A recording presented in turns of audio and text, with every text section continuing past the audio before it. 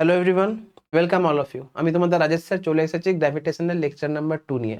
গ্র্যাভিটেশনের lecture number 1 এ আমরা Newton's law of gravitation নিয়ে discuss করেছিলাম। তো এখানে লটা বলার পাশাপাশি নিউটনস ল অফ গ্র্যাভিটেশনের আমি তোমাদের ভেক্টর ফর্মটা ডিসকাস করেছিলাম এবং নিউটনস ল অফ গ্র্যাভিটেশন থেকে অল পসিবল টাইপের নিউমেরিক্যাল, যেটা তোমাদের নিট আর যেই মেন পয়েন্ট অফ ভিউ থেকে ইম্পর্টেন্ট, সেগুলো নিয়ে আমি তোমাদের ডিসকাস করে দিয়েছিলাম। তো তোমাদের আগের ভিডিওতে দুটো এমসিকিউ তোমাদের হোমওয়ার্ক দেওয়া ছিল। যারা যারা ওই এমসিকিউ চেষ্টা করেছে এবং করতে পেরেছো তাদেরকে কংগ্রাচুলেশন। যে সমস্ত ছেলেমেয়েরা অঙ্কটা করতে পারোনি তারা একটু নিজেকে একটু ভেরিফাই করে দেখো যে কেন করতে পারোনি, তোমাদের কি কোথাও কনসেপচুয়াল সমস্যা রয়েছে। যদি কনসেপচুয়াল সমস্যা থেকে থাকে তাহলে আমি বলবো ভিডিওটা আরেকবারটি দেখো, নিজের খাতাটা আরেকবার মানে যে অঙ্কগুলো আমি তোমাদের করিয়ে দিয়েছি অর্থাৎ সলভ যে নিউমেরিক্যালগুলো আছে সেগুলো আরেকবার প্র্যাকটিস করো, তারপরে হোমওয়ার্কটা আরেকবার চেষ্টা করো। তারপরেও যদি না হয় তাহলে আমি তো তোমার থেকে সলিউশনটা এখন করিয়ে দেবো। সেই সলিউশনটা দেখো, দেখো যে তোমরা মানে আমি কি এমন বুদ্ধিটা লাগালাম যেটা তোমরা লাগাতে পারোনি। নিজেকে প্রশ্ন করো, নিজেকে যদি প্রশ্ন না করো তাহলে কিন্তু কোনোদিনও শিখতে পারবে না। আর যারা অলরেডি এমসিকিউটা করতে পেরে গেছো তারা খুব ভালো। আমি দেখে দেখে নাও আমি কিভাবে করছি, তোমাদের ট্রিকটা কতটা লং ছিল কতটা শর্ট ছিল, আমি তোমাদেরকে কিভাবে অ্যাপ্রোচ করছি একটু মিলিয়ে নাও। দেখো, যদি আমার থেকে শর্টে করো তাহলে খুব ভালো, আর যদি আমার মতো করতে পারো তাহলেও ঠিক আছে। আর যদি আমার থেকে একটু বড় হয়ে থাকে তাহলে দেখো যে কোথায় সেটা আরেকটু ছোট করা যেত। ঠিক আছে। আর যারা চেষ্টা করোনি তাদেরকে আমি একটা কথাই বলবো, চেষ্টা না করলে কিন্তু কিচ্ছু হবে না। আমি এই অঙ্কগুলো আমি তো ব্যক্তিগতভাবে যতদিন ধরে পড়াচ্ছি, স্টুডেন্ট লাইফে বলো বা যতদিন ধরে পড়াচ্ছি বলো, অনেকবার চেষ্টা করা হয়ে গেছে আমার। আমি অলরেডি এক একটা অঙ্ক বহুতবার করেছি, তাই জন্য আমি তোমাদের সামনে তুলে ধরতে পারছি। এবার তোমরা যদি বলো যে আমরা একবারও প্র্যাকটিস করব না তারপরেই করে নেব, বা আমরা চেষ্টা করব না, চেষ্টা না করলে তো বাবু হবে না, তোমাকে চেষ্টা করতেই হবে।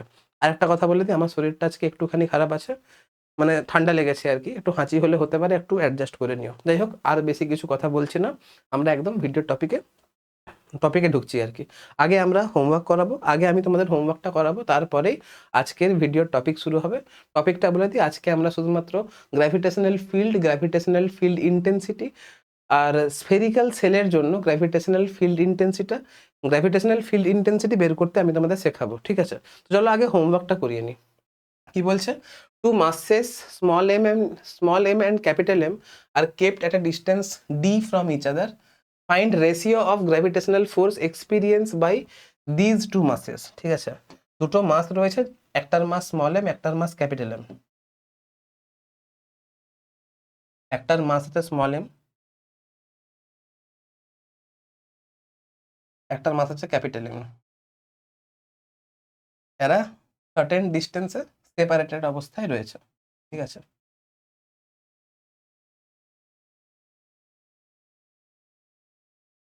এটার মাস স্মল এম, এটার মাস হচ্ছে capital M.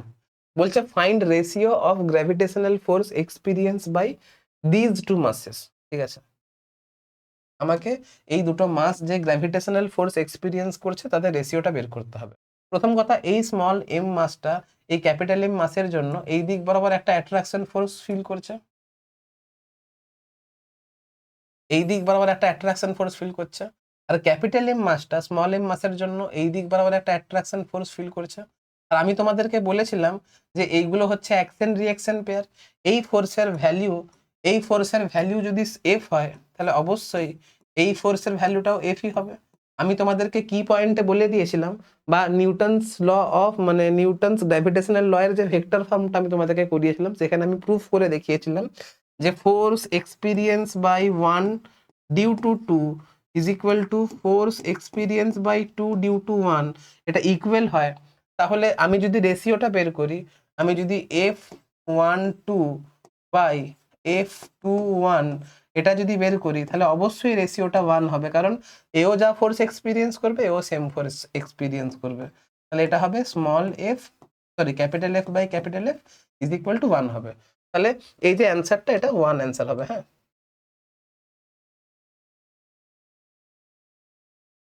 Ratio of gravitational ফোর্সটা এটা 1:1 হবে। এবারে বলেছে find ratio of acceleration of this two masses. ফোর্সটা ইকুয়াল এক্সপিরিয়েন্স করবে, অ্যাক্সিলারেশনটা কি ইকুয়াল হবে সেটা এখন দেখি চলো। আমাকে যদি এখন অ্যাক্সিলারেশন বের করতে হয়, 2 নম্বরে এখন যদি অ্যাক্সিলারেশন বের করতে হয়, আমরা কি জানি অ্যাক্সিলারেশন ইজ ইকুয়াল টু হচ্ছে ফোর্স বাই মাস। যেহেতু ফোর্সটা কনস্ট্যান্ট, দুটো মাসই সেম অ্যামাউন্টের ফোর্স এক্সপিরিয়েন্স করছে, যেহেতু ফোর্সটা কনস্ট্যান্ট, তাহলে আমি বলতে পারি অ্যাক্সিলারেশনের সঙ্গে মাসের কি রিলেশন, ইনভার্স রিলেশন। তাহলে আমি এখান থেকে বলতে পারি acceleration of mass small M divided by acceleration of mass capital M is equal to capital M by small M. এটি হচ্ছে অ্যান্সার। বুঝতে পেরেছো? এমন কিছু কঠিন জিনিস ছিল না, সহজ জিনিস ছিল, একটুখানি ট্রিক লাগালেই তোমরা নিজেরা অঙ্কটা করতে পারতে। চলো নেক্সট কোয়েশ্চেন। এই যে হোমওয়ার্কটা দেওয়া ছিল, এই শর্ট ট্রিক কিন্তু আমি তোমাদেরকে অলরেডি শিখিয়ে দিয়েছিলাম, যেখানে আমি তোমাদেরকে স্কোয়ার প্রবলেম করিয়েছিলাম। এই যে স্কোয়ার প্রবলেমে শর্ট ট্রিক শিখিয়েছিলাম, এই যে স্কোয়ার প্রবলেম করিয়েছিলাম, এখানে ইকুয়াল মাসের কথা বলা ছিল, তাই তো? এই যে করিয়েছিলাম শর্ট ট্রিক। মানে এই ধরনের অঙ্কগুলোর ক্যালকুলেশন শর্টে কি করে করতে হয় আমি তোমাদেরকে ট্রিক শিখিয়েছিলাম। তো আমি সেম ট্রিকটা ইউজ করে আমি ট্রায়াঙ্গেলের নিউমেরিক্যালটা করাবো, ঠিক আছে? আমি কিন্তু এখন আর লেন্দি প্রসেসে যাব না। কি বলেছে এখানে? বলছে 3 equal masses are kept at the corner of a equilateral triangle. বলছে find gravitational force experienced by any one mass due to remaining two masses. ঠিক আছে?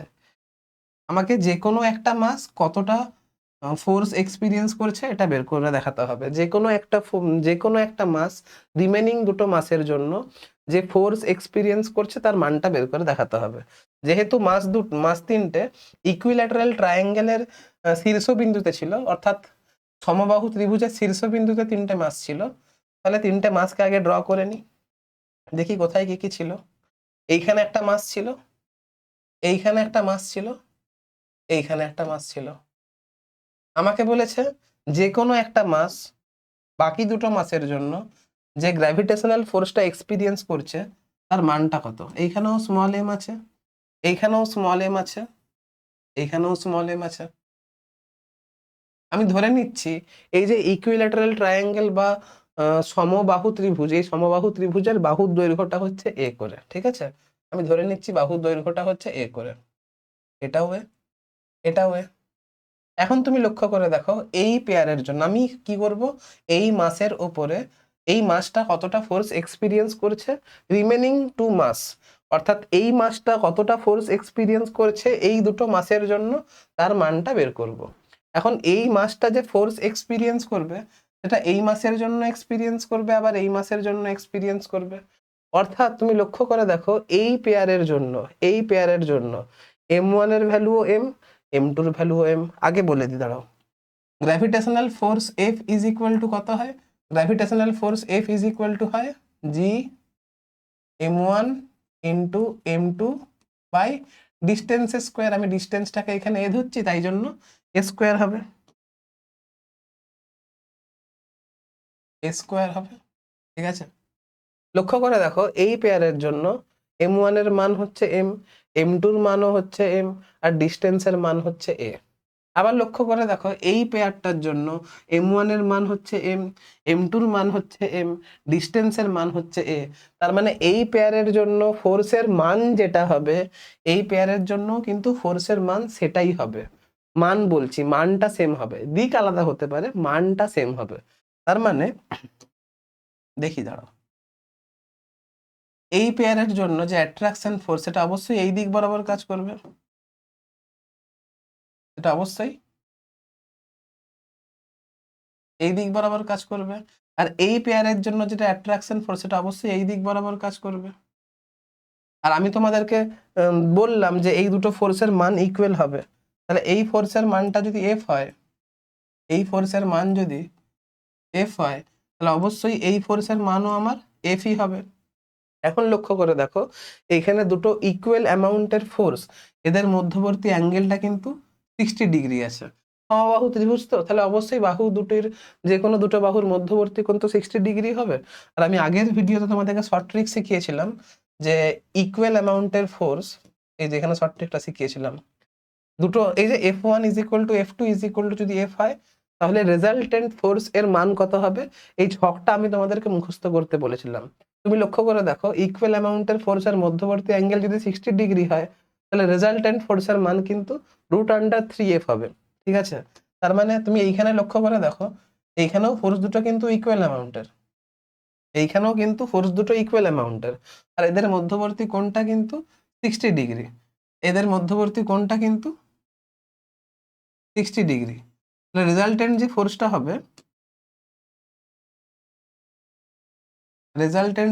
হবে, সেটা অবশ্যই এই দিক বরাবর কাজ করবে।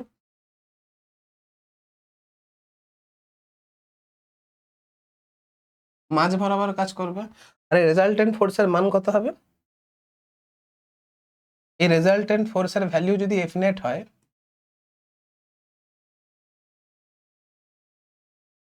তাহলে F net is equal to কত হবে? F net is equal two √3F হবে। আর এফটা আমি কি বলেছিলাম? এফটা আমি ধরে নিয়েছিলাম যে কোনো একটা পেয়ারের জন্য যে ফোর্সের মান সেটা হচ্ছে এফ। এখানে m1 is equal two m2 যদি বসিয়ে দাও, তাহলে এফ ইজ ইকুয়াল টু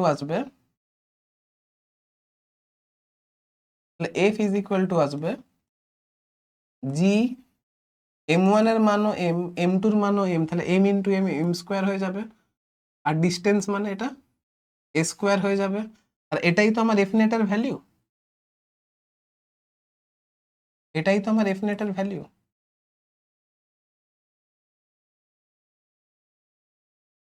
এটা তোমাদেরকে মুখস্থ রাখতে হবে।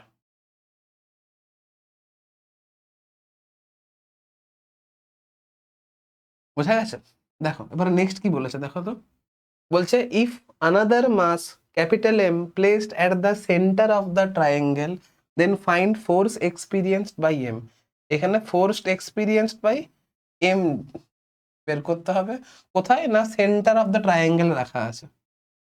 তার মানে একটা ক্যাপিটাল M মাসকে এই সেন্টার অফ দ্য ট্রায়াঙ্গেলে রেখে দেওয়া আছে, তাহলে সেই ক্ষেত্রে ফোর্সের মানটা কত হবে সেটা দেখছি। দেখো আগে ট্রায়াঙ্গেলটা আবার আমাকে রিড্র করতে হবে, এই ট্রায়াঙ্গেলটা রিড্র করলাম।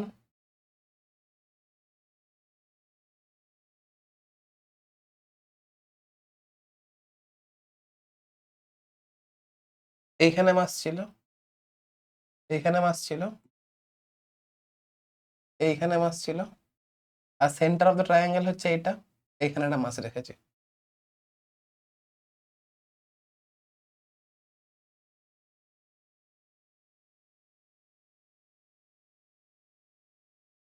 এবার লক্ষ্য করে দেখো, এই ডিস্টেন্সটা যা হবে, এই ডিস্টেন্স তা হবে, এই ডিস্টেন্স তা হবে, হবে তো? প্রত্যেকের মাস হচ্ছে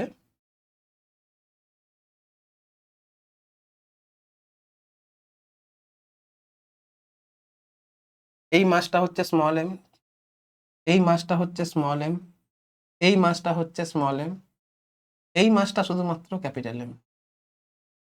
এখন তুমি লক্ষ্য করে দেখো, এই পেয়ারের জন্য ফোর্সের মান যা হবে, এর ধরে নাও না ডিস্টেন্সটা এক্স করে, ধরে নাও ডিস্টেন্সটা x.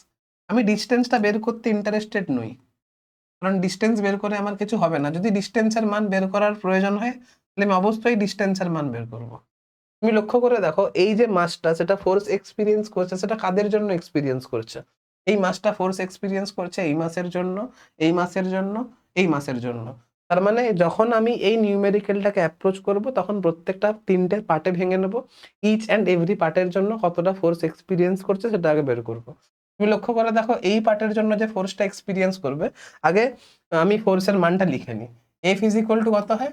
F is equal to হয় G into m1 into m2 by distance square. ডিস্টেন্সটা যেহেতু এখানে এক্স, তাহলে অবশ্যই এক্স স্কোয়ার। ঠিক আছে? এবার লক্ষ্য করে দেখো এখানে M1 ইজ ইকুয়াল টু কত? Small m, M2 is equal to কত? Capital M। প্রত্যেকটা পেয়ারের জন্যই তুমি লক্ষ্য করে দেখো M1 এর মান ক্যাপিটাল M আর M2 এর মান স্মল m, আর ডিসটেন্সের মান হচ্ছে x করে।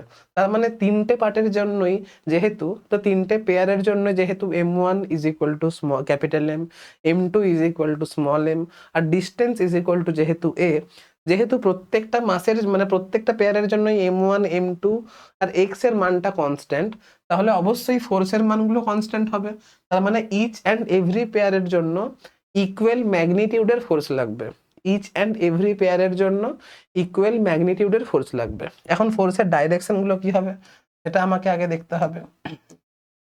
দেখো এইখানে ফোর্সটা কাজ করবে এই ডাইরেকশন বরাবর, এখানে ফোর্সটা কাজ করবে এই পেয়ারের জন্য, ফোর্সটা কাজ করবে এই ডাইরেকশন বরাবর, এই পেয়ারের জন্য ফোর্সটা কাজ করবে এই ডাইরেকশন বরাবর। ঠিক আছে? এই ফোর্সের মান যদি এফ হয়, এই ফোর্সের মানও এফ হবে, আর এই ফোর্সের মানও এফ হবে। এখন তুমি লক্ষ্য করে দেখো এই যে এই তিনটে ফোর্স, এদের প্রত্যেকের মধ্যবর্তী কোণটা কিন্তু ইকুয়াল 120 ডিগ্রি করে। একটু ভালো করে যদি আমি ড্র করে নিই,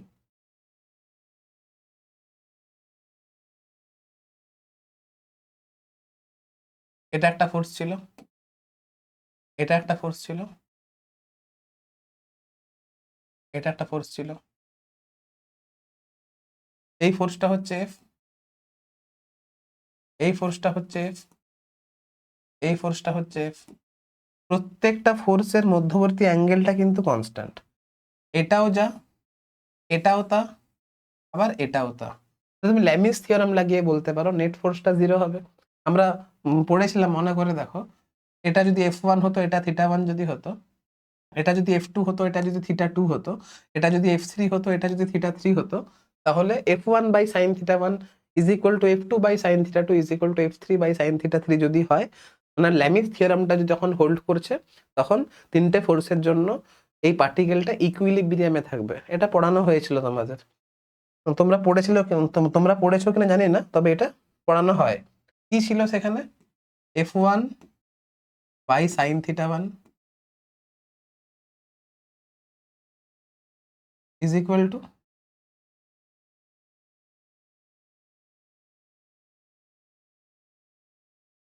sign θ1 is equal to F2 by sine θ2 is equal to F3 by sine θ3। এই লটা যদি হোল্ড করে তাহলে অবশ্যই ইকুইলিব্রিয়ামে থাকে। এখন তুমি লক্ষ্য করে দেখো এখানে F1 is equal to F2 is equal to F, F1 is equal to F2 is equal to F3 is equal to এখানে F। আবার লক্ষ্য করে দেখো θ1 is equal to θ2 is equal to θ3 is equal to 120 degree. তাহলে এই বিষয়ে কোনো সন্দেহ নেই, এই তিনটে ফোর্সের জন্য আমার সিস্টেমটা বা এই মাসটা ইকুইলিব্রিয়ামে থাকবে। আর যদি তোমাদের ল্যামিস থিওরাম ভালো করে না হয়ে থাকে, তাহলে এটাকে আরেকটা প্রসেসে করা যায়, দেখাচ্ছি দাঁড়াও। এটাকে আমাকে এটা আবার রিড্র করতে হবে। এটা হচ্ছে একটা ফোর্স, এটা হচ্ছে একটা ফোর্স, এটা হচ্ছে একটা ফোর্স, প্রত্যেকটা ফোর্সের মান হচ্ছে এফ করে। এটা হচ্ছে এফ, এটা হচ্ছে এফ, এটা হচ্ছে এফ। তুমি লক্ষ্য করে দেখো এদের মধ্যবর্তী কোণ থিটাটা 120 ডিগ্রি, এদের মধ্যবর্তী কোণ থিটা ইজ ইকুয়াল টু হচ্ছে 120 ডিগ্রি। এখন দুটো ইকুয়াল অ্যামাউন্টের ফোর্সের মধ্যবর্তী অ্যাঙ্গেল যদি 120 ডিগ্রি হয়, তাহলে অবশ্যই লব্ধির মানটা কত হবে? দেখো শর্ট ট্রিক শিখেছিলাম, যদি দুটো ইকুয়াল অ্যামাউন্টের ফোর্স এর মধ্যবর্তী কোণ 120 ডিগ্রি যদি হয়, তাহলে রেজাল্ট্যান্ট ফোর্সের মান কিন্তু এফ হবে। আর অবশ্যই লব্ধিটা মাঝ বরাবর কাজ করবে, রেজাল্ট্যান্টটা দুটো ফোর্সের মাঝ বরাবর কাজ করবে। তার মানে এই দুটো ফোর্স যাদের মান হচ্ছে সমান, আর এদের মধ্যবর্তী কোণটা যেহেতু 120 ডিগ্রি, তাহলে অবশ্যই এদের রেজাল্ট্যান্ট ফোর্সের মানটা আমার এফই হবে। আর এফটা এদের মাঝ বরাবর কাজ করবে, এই মানটা আমার এফ হবে, এই মানটা আমার এফ হবে। এখন তুমি লক্ষ্য করে দেখো এই এফ আর এই এফ এদের মানটাও সেম আর ডাইরেকশনটাও অপোজিট, তাহলে এইটা এইটা একে অপরকে ক্যান্সেল করে দেবে, the net force F net is equal to 0 হবে। যদি আমি অঙ্কটা তোমাদেরকে একটা প্রসেসে করাতাম তাহলে অঙ্কটা অলরেডি হয়ে যেত, কিন্তু একটা অঙ্ক তোমাদেরকে যতটা পসিবল প্রসেসে করানো সম্ভব, যতগুলো পসিবল প্রসেসে করানো সম্ভব আমি সব রকম ভাবে তোমাদেরকে করানোর চেষ্টা করছি। এরপরে তোমাদের কিন্তু কোনো রকম কোনো অসুবিধা থাকার কথা নয়। আমি ভেবেছিলাম হোমওয়ার্কটা করাবো না, কিন্তু ভেবে দেখলাম যে যারা সত্যি করতে পারোনি তাদের জন্য আমি একটু করে দিলাম আর কি। আর যারা অঙ্কটা করতে পেরেছো তারা মিলিয়ে নিয়েছো আশা করি। এরকম করে যদি তুমি করতে পারো, একটা অঙ্ক যদি 3-4টে প্রসেসে যদি করতে পারো তাহলে খুব ভালো মানে সাফল্য তোমরা পাবেই পাবে, ঠিক আছে? আর যারা চেষ্টা করেছো কিন্তু করতে পারোনি তাদের জন্যও ঠিক আছে, চেষ্টা করতে থাকো, আস্তে আস্তে অবশ্যই পারবে। কিন্তু যারা চেষ্টা করোনি তাদেরকে আমি রিকোয়েস্ট করবো, প্লিজ তোমরা চেষ্টা করো। চেষ্টা না করলে কিন্তু আমার দ্বারা শেখানো সম্ভব নয়, আমি কেন, কোনো স্যারের দ্বারা শেখানো সম্ভব নয়। চেষ্টা তোমাকে নিজেকেই করতে হবে।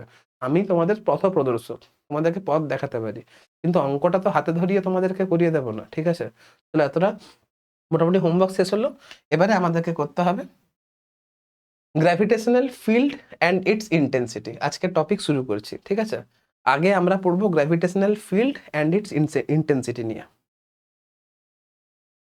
দেখো গ্র্যাভিটেশনাল ফিল্ড মানে কি, ফিল্ড কথাটার মানে কি, ফিল্ড এর বঙ্গানুবাদ আমি তোমাদেরকে যদি জিজ্ঞাসা করি, ফিল্ড মানে হচ্ছে ক্ষেত্র, ফিল্ড মানে হচ্ছে ক্ষেত্র। তাহলে গ্র্যাভিটেশনাল ফিল্ড মানে গ্র্যাভিটেশনের ক্ষেত্র, গ্র্যাভিটেশনাল ফিল্ড বা মহাকর্ষের ক্ষেত্র। ক্ষেত্র মানে কি, অবশ্যই ক্ষেত্র মানে এরিয়া। তাহলে গ্র্যাভিটেশনাল ফিল্ড মানে হচ্ছে যতটা এরিয়া জুড়ে গ্র্যাভিটেশনাল ফোর্স কাজ করছে সেটাই গ্র্যাভিটেশনাল ফিল্ড। যতটা এরিয়া জুড়ে গ্র্যাভিটেশনাল ফোর্স কাজ করছে সেটা হচ্ছে গ্র্যাভিটেশনাল ফিল্ড। আমি তোমাদেরকে এটা যদি একটু ভেঙে পরে বুঝিয়ে যদি বলি, গ্র্যাভিটেশনাল ফোর্স কাদের জন্য কাজ করে, অবশ্যই গ্র্যাভিটেশনাল ফোর্স যদি কাজ করতে হয় তাহলে মাস থাকতে হবে। গ্র্যাভিটেশনাল ফোর্স যদি কাজ করতে হয় তাহলে মাস থাকতে হবে। এখন আমি একটু ছবি এঁকে দেখাই, হ্যাঁ?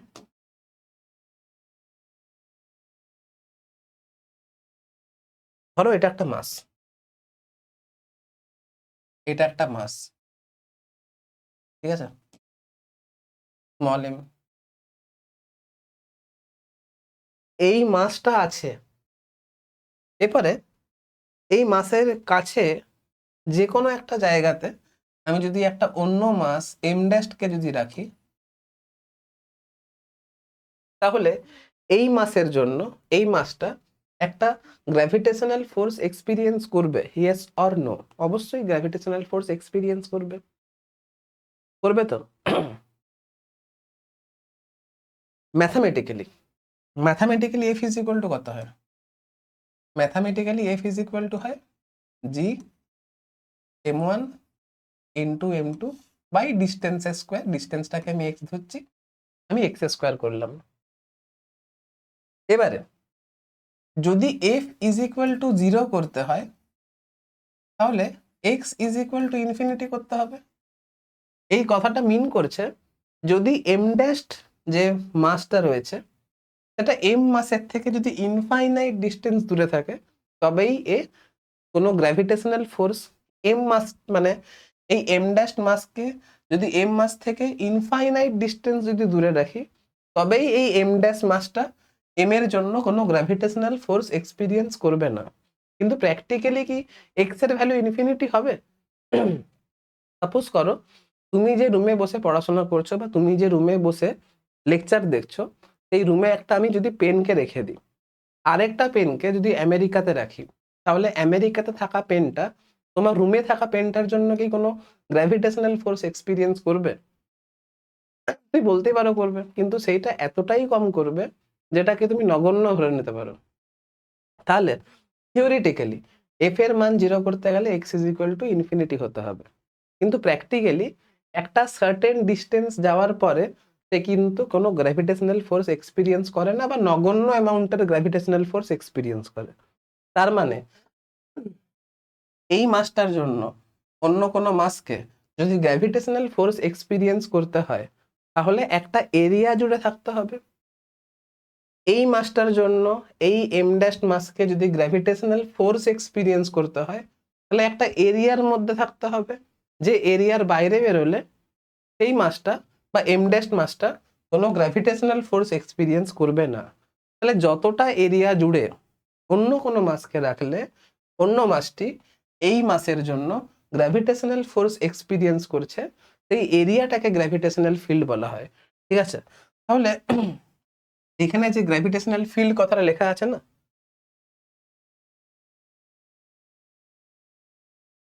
এই যে এখানে যে গ্র্যাভিটেশনাল ফিল্ড কথাটা লেখা আছে না, একটা কথা খেয়াল রাখবে, ফিল্ড মানেই হচ্ছে এরিয়া। এই ফিল্ড মানেই হচ্ছে তোমার এরিয়া।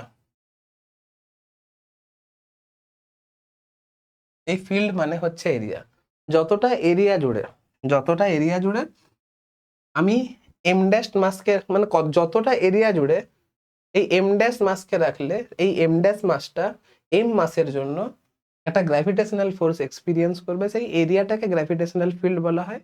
যে এরিয়ার বাইরে আমি যদি এম ড্যাশ মাসটাকে রাখি, তাহলে এই এম ড্যাশ মাসটা এম মাসের জন্য কোনো গ্র্যাভিটেশনাল ফোর্স এক্সপিরিয়েন্স করবে না, সেটা গ্র্যাভিটেশনাল ফিল্ডের মধ্যে পড়েছে না। সাপোজ করো এই এম ড্যাশ মাসের জন্য গ্র্যাভিটেশনাল ফিল্ডটা দেখতে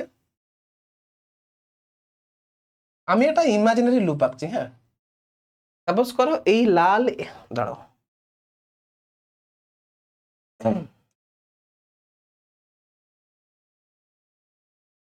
এটা হচ্ছে এম মাসের গ্র্যাভিটেশনাল ফিল্ড। তার মানে এই এম ড্যাশ মাসকে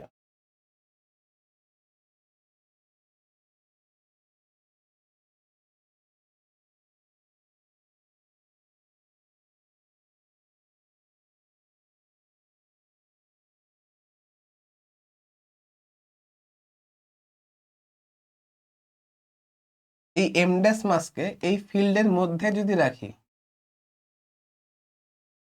তাহলে ফোর্স এক্সপিরিয়েন্স করবে, অর্থাৎ এফ নট ইকুয়াল টু 0 হবে।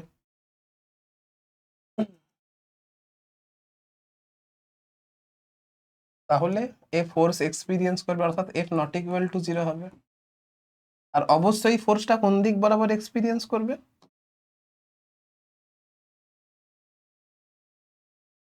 অবশ্যই ফোর্সটা line joining M and M dash বরাবর এক্সপিরিয়েন্স করবে। কিন্তু এই এরিয়ার বাইরে যদি আমি এম ড্যাশকে রাখি, তাহলে সে কোনো ফোর্স এক্সপিরিয়েন্স করবে না, অর্থাৎ এফ ইজ ইকুয়াল টু আমার 0 হবে। তাহলে গ্র্যাভিটেশনাল ফিল্ড মানে তোমরা বুঝতে পেরেছো। এবার গ্র্যাভিটেশনাল ফিল্ড যদি না বুঝে আমি যদি আলোর ফিল্ড বলি বা লাইট ফিল্ড যদি বলি, লাইট ফিল্ড কি? সাপোজ করো তোমার রুমে একটা টিউবলাইট জ্বলছে, যে টিউবলাইটে বসে তুমি পড়াশোনা করছো। এবারে ধরো তোমার রুমের কোনো দেওয়াল নেই, তুমি একটা ফাঁকা রাস্তাতে বা ফাঁকা মাঠে টিউবলাইট জ্বেলে পড়ছো। ইমাজিন করো টিউবলাইট জ্বেলে তুমি পড়ছো। এবারে তুমি ওই লাইটের আলোয় তোমার খাতাটা বা বইটা আলোকিত হচ্ছে, তাই জন্য তুমি পড়াশোনা করতে পারছো। একটা ছেলেকে আমি বললাম একদম মাঠের ওই প্রান্তে গিয়ে বসো।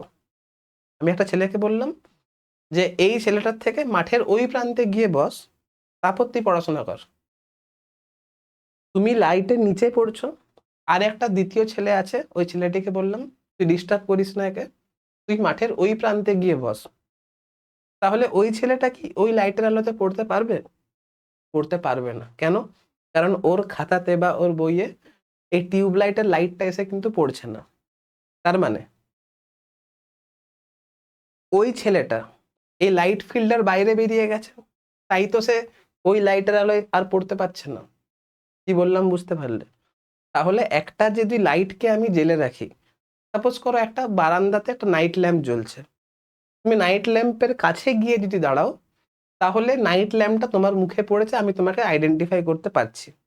যদি রুমটা বিশাল বড় হয়, সাপোজ করো হল রুম টাইপের যদি বড় হয়, আর লাইট যেখানে জ্বলছে তার থেকে একদম দূরে গিয়ে আমি আরেকটি ছেলেকে দাঁড় করালাম, এখন নাইট ল্যাম্পের আলোটা ওই ছেলের কাছে গিয়ে পৌঁছাচ্ছে না। তাহলে ওই নাইট ল্যাম্পের আলোটা যদি দ্বিতীয় ছেলেটির গায়ে না এসে পৌঁছায়, তাহলে ছেলেটিকে কি দেখা যাবে? দেখা যাবে না। কেন দেখা যাবে না?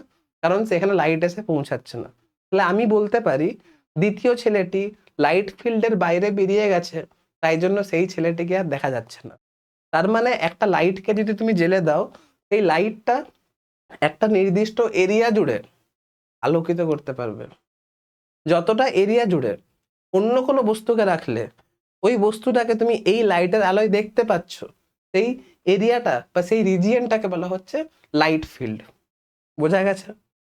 লাইট ফিল্ডের মধ্যে থাকলে তুমি ওই অবজেক্টটাকে দেখতে পাবে, লাইট ফিল্ডের বাইরে বেরিয়ে গেলে তুমি অবজেক্টটাকে দেখতে পাবে না। সিমিলারলি গ্র্যাভিটেশনাল ফিল্ডের মধ্যে যদি আমি অন্য কোনো মাসকে রাখি, তাহলে এই মাসটা এই মাসের জন্য ফোর্স এক্সপিরিয়েন্স করবে। যখনই গ্র্যাভিটেশনাল ফিল্ডের বাইরে বেরিয়ে যাব, তখন কিন্তু আমি কোনো ফোর্স এক্সপিরিয়েন্স করব না। আই থিঙ্ক তোমরা গ্র্যাভিটেশনাল ফিল্ড বুঝতে পেরেছো। এবারে বুঝবো গ্র্যাভিটেশনাল ফিল্ড ইন্টেন্সিটি।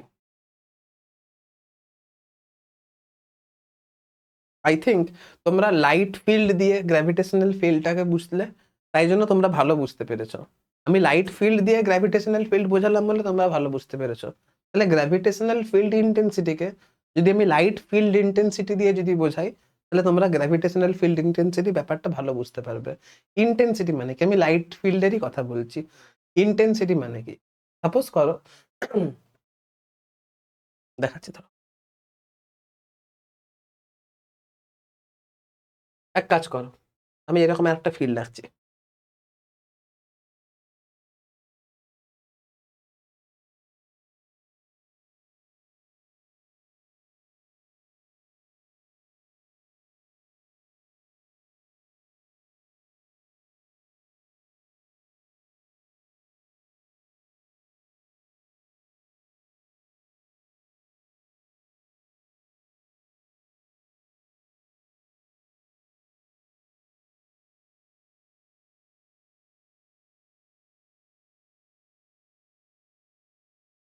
এটা হচ্ছে বাল্ব, এটা হচ্ছে বাল্ব। বাল্বটাকে আমি বি দিয়ে রিপ্রেজেন্ট করছি। আর এই রেড রিজিয়নটা হচ্ছে লাইট ফিল্ড। এই রেড রিজিয়নটা হচ্ছে লাইট ফিল্ড।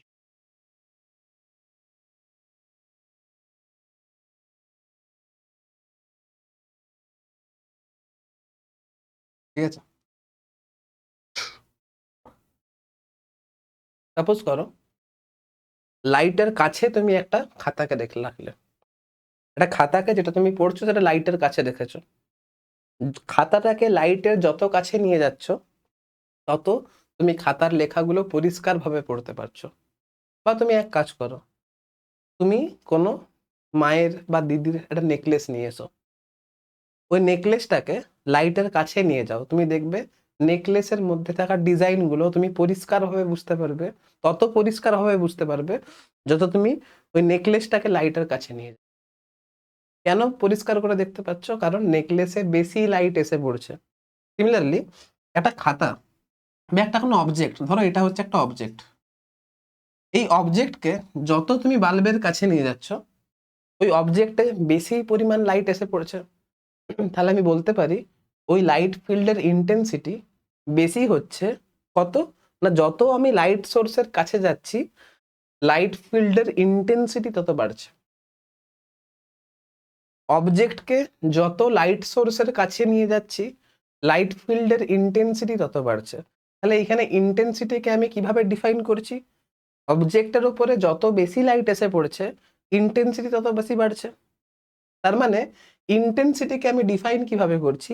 ইন্টেন্সিটিকে আমি ডিফাইন করছি যে যত বেশি লাইট এসে পড়ছে, লাইট ফিল্ডের ইন্টেন্সিটি তত বাড়ছে। তাহলে গ্র্যাভিটেশন ফিল্ডের ইন্টেন্সিটিকে আমি কি করে মেজার করব? লক্ষ্য করে দেখো,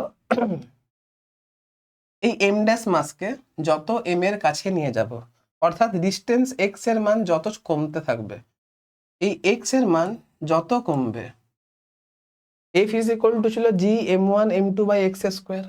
তুমি এক কাজ করো, এখানে এফ ফোর্স, এখানে এফ ইজ ইকুয়াল টু হবে G M into M dash into M dash by x square. X এর মান যত কমবে, এক্স এর মান যত কমবে, ফোর্সের মান তত বাড়বে। তার মানে আমি বলতে পারি গ্র্যাভিটেশনাল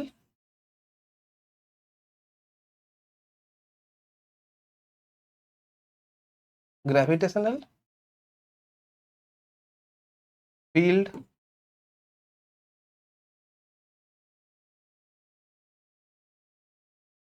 ইন্টেন্সিটি কত বাড়বে।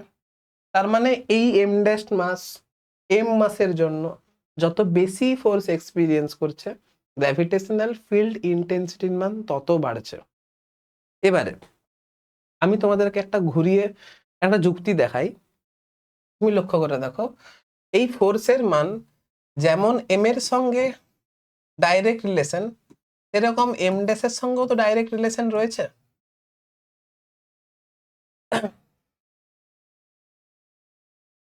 এই ফোর্সের সঙ্গে যেহেতু এম এর সম্পর্ক আছে, ডাইরেক্ট রিলেশন আছে, এই ফোর্সের সঙ্গে নিশ্চয়ই এম ড্যাশেরও ডাইরেক্ট সম্পর্ক আছে। এম এর মান যদি বেশি হয় সেই ক্ষেত্রে ফোর্সের মান বেশি হবে। অন্যদিকে ঘুরিয়ে এই কথাটাও তো সত্যি যে এই এম ড্যাশের মান যত বেশি হবে তত ফোর্সের মান তত বেশি হবে। এখন ঘটনা হচ্ছে আমি ফোর্সটা কার জন্য ক্যালকুলেট করতে চাইছি, আমি ফোর্সটা ক্যালকুলেট করতে চাইছি এই এম মাসের জন্য, অর্থাৎ যার ফিল্ডে আছি সেই ফিল্ডের জন্য আমি ইন্টেন্সিটি ক্যালকুলেট করতে চাইছি। তাহলে বেসিক্যালি আমি এর স্ট্রেংথ দেখতে চাইছি, এর স্ট্রেংথ নয়। তাহলে আমি চেষ্টা করব এই মাসের মান যতটা কম রাখা যায় তত ভালো, কারণ এই মাসটা টেস্টিং পারপাসে কাজে আসছে, এই মাসটা কাজে আসছে টেস্টিং পারপাসের জন্য,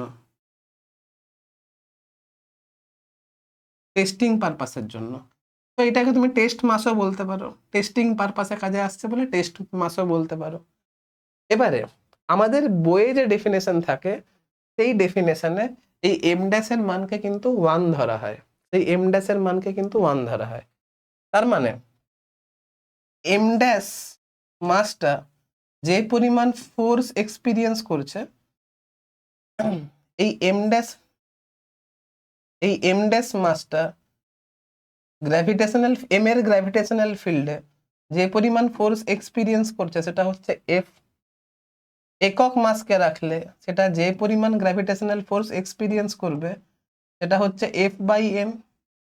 আর এইটাকেই গ্র্যাভিটেশনাল ফিল্ড ইন্টেন্সিটি বলা হচ্ছে, যেটাকে আমরা আই দিয়ে রিপ্রেজেন্ট করব। তাহলে আমি কি বললাম, গ্র্যাভিটেশনাল ফিল্ড ইন্টেন্সিটির ডেফিনেশন হবে গ্র্যাভিটেশনাল ফিল্ডের যে কোনো একটা বিন্দুতে তুমি একক ভরের যদি কোনো বস্তুকে রাখো, গ্র্যাভিটেশনাল ফিল্ডের যে কোনো একটা বিন্দুতে তুমি যদি একক ভরের বস্তুকে রাখো তাহলে সেটা যে পরিমাণ গ্র্যাভিটেশনাল ফোর্স এক্সপিরিয়েন্স করবে সেই ফোর্সটাকে গ্র্যাভিটেশনাল ফিল্ড ইন্টেন্সিটি বলা হবে। গ্র্যাভিটেশনাল ফিল্ডের যে কোনো একটা বিন্দুতে তুমি একক ভরের যদি মাসকে রাখো তাহলে সেটা যে পরিমাণ গ্র্যাভিটেশনাল ফোর্স এক্সপিরিয়েন্স করবে সেটাকে গ্র্যাভিটেশনাল ফিল্ড ইন্টেন্সিটি বলা হবে। তাহলে এম ড্যাশ মাস যদি এফ পরিমাণ ফোর্স এক্সপিরিয়েন্স করে তাহলে একক পরিমাণ মাস এফ বাই এম ড্যাশ পরিমাণ ফোর্স এক্সপিরিয়েন্স করবে, যেটাকে আমি আই দিয়ে রিপ্রেজেন্ট করব। এটাকে ভেক্টরিক্যালি লিখতে পারো I vector is equal to F vector by M vector. বোঝা গেছে? এবারে ডেফিনেশনে আসা যাক। ডেফিনেশনে কি বলা আছে দেখো তো। ডেফিনেশনে বলা আছে the gravitational field intensity at a point within a gravitational field। দেখো gravitational field intensity at a point within a gravitational field, gravitational field কথাটা কেন বলা হচ্ছে, আমি যদি গ্র্যাভিটেশনাল ফিল্ডের বাইরে বেরিয়ে যাই তাহলে কি ওই মাসটা কোনো ফোর্স এক্সপিরিয়েন্স করবে? করবে না। আমাকে যদি ফোর্সটা এক্সপিরিয়েন্স করতে হয় তাহলে গ্র্যাভিটেশনাল ফিল্ডের মধ্যে থাকতে হবে, তাই জন্য গ্র্যাভিটেশনাল ফিল্ড কথাটা মেনশন করা আছে। is defined as the gravitational force experienced exerted on unit mass placed at that point। এই যে বললাম ইউনিট মাস কথাটা বলা আছে, unit mass placed at that point. আর খেয়াল রাখবে এই গ্র্যাভিটেশনাল ফিল্ড ইন্টেন্সিটিকে আমরা আই দিয়ে রিপ্রেজেন্ট করি, আমরা এটাকে আই দিয়ে রিপ্রেজেন্ট করি, এটাকে আমরা আই দিয়ে রিপ্রেজেন্ট করি, মাথায় ভেক্টর সাইন দিয়ে দাও। আর এই আই ইজ ইকুয়াল টু হচ্ছে ফোর্স বাই মাস, এই আই ইজ ইকুয়াল টু হচ্ছে ফোর্স বাই মাস। ঠিক আছে, এখন ফোর্সের ইউনিট কি? নিউটন। এখানে ডাইমেনশন বলেছে, ইউনিটটাও বলে দিচ্ছি। এই ফোর্সের ইউনিট কি? এই ফোর্সের ইউনিট হচ্ছে নিউটন। আর মাসের ইউনিট কি? কেজি। তাহলে নিউটন পার কেজি হবে। এটা গেল এসআই এ। আর সিজিএস এ যদি বের করতে হয়, নিউটনের জায়গায় কি বসবে? ডাইন বসবে, টাইম বসবে। আর কেজির জায়গায় কি বসবে? গ্রাম বসবে। ঠিক আছে, এবার আমাকে এখানে ডাইমেনশন বের করতে হবে। তাহলে গ্র্যাভিটেশনাল ফিল্ড ইন্টেন্সিটির ডাইমেনশন ইজ ইকুয়াল টু ফোর্সের ডাইমেনশন বাই মাসের ডাইমেনশন। ফোর্স মানে কি? ফোর্স মানে হচ্ছে M L T to the power -2, আর মাস মানে হচ্ছে এম। তাহলে এটা হয়ে যাবে এল টি টু দ্য পাওয়ার -2। এটা ডাইমেনশন অ্যাক্সিলারেশনের ডাইমেনশনের সঙ্গে কিন্তু সমান। বোঝা গেছে? ঠিক আছে, চলো এবারে gravitational field intensity due a particle. Gravitational field intensity due to a particle, অবশ্যই পার্টিকেলটা পয়েন্ট মাসের হবে, পয়েন্ট মাস ইন নেচার হবে। ঠিক আছে, তাহলে একটা পয়েন্ট মাস ড্র করি। পয়েন্ট মাস ড্র করলাম। এই পয়েন্ট মাস থেকে এক্স ডিস্টেন্স দূরে আমি গ্র্যাভিটেশনাল ফিল্ড ইন্টেন্সিটি বের করতে চাইছি। এই পয়েন্ট মাসের মানটা এম ধরে নিচ্ছি। এই এম মাস থেকে এক্স ডিস্টেন্স দূরে, এই এম মাস থেকে এক্স ডিস্টেন্স দূরে অবস্থিত একটা বিন্দু আছে পি। একটা বিন্দু আছে পি, আর এই পি বিন্দুতে একক ভরের কোনো একটা বস্তুকে আমি রেখেছি। যেহেতু আমি এখানে গ্র্যাভিটেশনাল ফিল্ড ইন্টেন্সিটি ক্যালকুলেট করতে চাইছি, গ্র্যাভিটেশনাল ফিল্ড ইন্টেন্সিটি মানেটাই হচ্ছে গ্র্যাভিটেশনাল ফিল্ডের কোনো একটা বিন্দুতে আমি একক ভরের বস্তুকে রাখবো। ওই একক ভরের বস্তুটা যে পরিমাণ গ্র্যাভিটেশনাল ফোর্স এক্সপিরিয়েন্স করবে, ওই ফোর্সের মানটাই তো আমার গ্র্যাভিটেশনাল ফিল্ড ইন্টেন্সিটি হবে। তাই জন্য আমি একক ভরের কোনো একটা বস্তুকে পি বিন্দুতে রাখলাম, আর পি বিন্দুতে আমি interested gravitational field intensity calculate করতে। আমি পি পয়েন্টে গ্র্যাভিটেশনাল ফিল্ড ইন্টেন্সিটি ক্যালকুলেট করতে চাইছি। সরি, একটু ঠান্ডা লেগেছে, হ্যাঁ একটু অ্যাডজাস্ট করে নেবে। তাহলে গ্র্যাভিটেশনাল ফিল্ডের মধ্যে থাকা একটা পার্টিকেল রয়েছে, একটা পয়েন্ট রয়েছে পি। এই পি পয়েন্টে আমি গ্র্যাভিটেশনাল ফিল্ড ইন্টেন্সিটি ক্যালকুলেট করতে ইন্টারেস্টেড। তাহলে এই পয়েন্টে আমি একক ভরের একটা বস্তুকে রাখলাম। তাহলে এম ইজ ইকুয়াল টু আমি 1 পুট করলাম। এবারে এই মাসটা যে পরিমাণ গ্র্যাভিটেশনাল ফোর্স এক্সপিরিয়েন্স করবে সেটাই তো গ্র্যাভিটেশনাল ফিল্ড ইন্টেন্সিটি। এবারে লক্ষ্য করে দেখো, এই এম মাসটার জন্য পি বিন্দুতে যে একক ভরের বস্তুটা আছে এটা যে ফোর্স এক্সপিরিয়েন্স করবে, তাহলে কোন দিক বরাবর এক্সপিরিয়েন্স করবে? অবশ্যই এই দিক বরাবর এক্সপিরিয়েন্স করবে, অবশ্যই এই দিক বরাবর এক্সপিরিয়েন্স করবে। এখন তুমি লক্ষ্য করে দেখো, এই পি পয়েন্টের পজিশন ভেক্টর কোনটা? এটা তো পজিশন ভেক্টর। তাহলে লক্ষ্য করে দেখো, এটা হবে আমার এক্স ক্যাপ। যদি এটা এক্স ভেক্টর হয় তাহলে এইটা আমার এক্স ক্যাপ হবে, আর এটা নিশ্চয়ই আমার মাইনাস এক্স ক্যাপ হবে।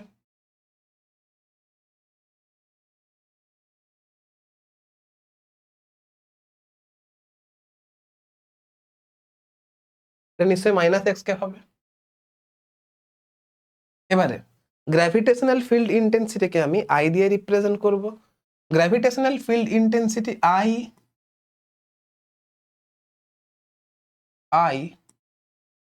ইজ ইকুয়াল টু হচ্ছে একক ভরের মাস যে পরিমাণে ফোর্স এক্সপিরিয়েন্স করবে, তুমি এফ বাই এম করতে পারো, বা তুমি ফোর্সের জায়গায় এফ ইজ ইকুয়াল টু কি লিখেছিলে? এফ ইজ ইকুয়াল টু লিখেছিলে না জি m1। m1 এর মান কত আছে? এম m2 এর মান কত আছে? 1। ডিস্টেন্সের মান কত আছে? এক্স। তাহলে ডিস্টেন্সের স্কোয়ার। আর যেহেতু তুমি এখানে ভেক্টর সাইনটা দিয়েই দিয়েছো, তাহলে আমাকে ভেক্টর ইউনিট ভেক্টর দিয়ে গুণ করতে হবে। এটা তো ফোর্সের মান গেল। এবারে আমাকে ডাইরেকশনে ট্রান্সফার করার জন্য এর সঙ্গে ইউনিট ভেক্টর গুণ করতে হবে। আর যেহেতু অ্যাট্রাকশন, আকর্ষণ বল, তাহলে নিশ্চয়ই টানবে।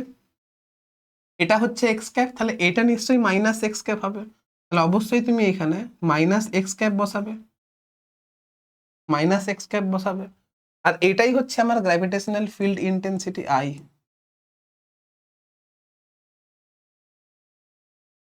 তাহলে আই ইজ ইকুয়াল টু যেটা দাঁড়াচ্ছে, আই ইজ ইকুয়াল টু হচ্ছে G M by x square into minus x cap. বোঝা গেছে? এবারে তুমি যদি এইভাবে বের করতে চাও, তুমি যদি I is equal to force by mass করে বের করতে চাও, তাহলে তুমি এক কাজ করো, এখানে এটাকে এম না ধরে এটাকে তুমি এম ড্যাশ ধরে নাও। এটাকে এম না ধরে কাজ করো, এটাকে তুমি এম ড্যাশ ধরো, এখানে এটাকেও তুমি এম ড্যাশ ধরো, মাথায় ভেক্টর সাইন দাও। এখন এফ ইজ ইকুয়াল টু কত হবে? G M M dash by x square into minus x cap. এখন gravitational field intensity I is equal to হবে force by M dash is equal to হবে G M by x square into minus x cap. এটাই হচ্ছে I এর মান। বোঝা গেছে?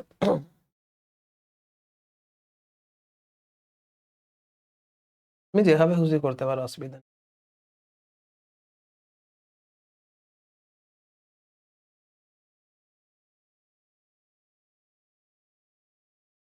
বা এভাবেও করতে পারো।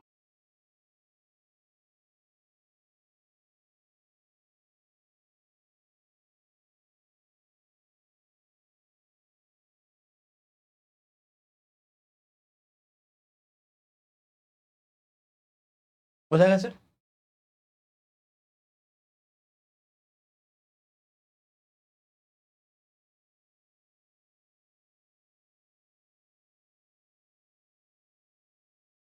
এটা হচ্ছে gravitational field intensity due to point mass. ঠিক আছে? এবারে আছে gravitational field intensity due to spherical mass distribution. Spherical mass ডিস্ট্রিবিউশনের জন্য আমি গ্র্যাভিটেশনাল ফিল্ড ইন্টেন্সিটি ক্যালকুলেট করতে ইন্টারেস্টেড। এখন স্ফেরিক্যাল মাস ডিস্ট্রিবিউশন বলছে, তো এখন এখানে আমাকে স্ফেরিক্যাল মাস ডিস্ট্রিবিউশন বলেছে। এখন স্ফেরিক্যাল মাস ডিস্ট্রিবিউশন দু ধরনের হতে পারে।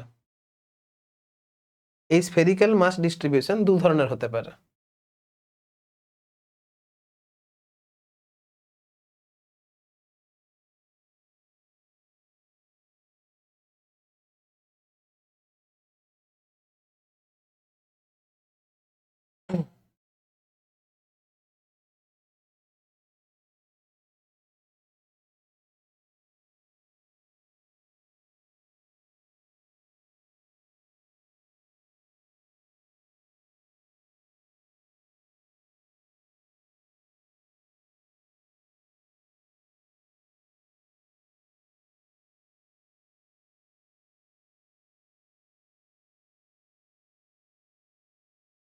এটা হচ্ছে সলিড, এটা হচ্ছে তোমার সলিড, আর এটা হচ্ছে তোমার হলো। হলো মানে ভেতরটা ফাঁপা থাকবে, সলিড মানে ভেতরটা পুরু থাকবে। স্ফেরিক্যাল মাস ডিস্ট্রিবিউশন মানে আমি এখানে দু ধরনের স্ফেরিক্যাল মাস ডিস্ট্রিবিউশনের কথা আলোচনা করব। একটা হচ্ছে হলো, একটা হচ্ছে হলো যার মাসটা ফাঁকা থাকবে, আর দু নম্বরে হচ্ছে সলিড যার ভেতরে মাস থাকবে। এখন হলো সলিডের মাঝখানে, এখন হলো সলিডের তিনটে করে কেস নিয়ে আলোচনা করব। প্রথমে আমি গ্র্যাভিটেশনাল ফিল্ড ইন্টেন্সিটি ক্যালকুলেট করব বাইরের কোনো বিন্দুর জন্য, তারপরে আমি গ্র্যাভিটেশনাল ফিল্ড ইন্টেন্সিটি ক্যালকুলেট করব সারফেসের উপরের কোনো বিন্দুর জন্য।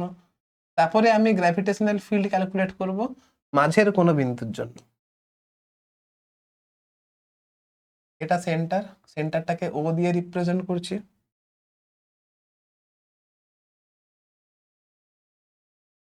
আমি এখানে P1 পয়েন্টে বের করব, তারপরে আমি P2 পয়েন্টে বের করব, তারপরে আমি P3 পয়েন্টে বের করব। কেস 1-এ আমি এক্সটার্নাল পয়েন্টে বের করব, বাইরের বিন্দুতে বের করব। প্রথমে বের করব এক্সটার্নাল পয়েন্টে।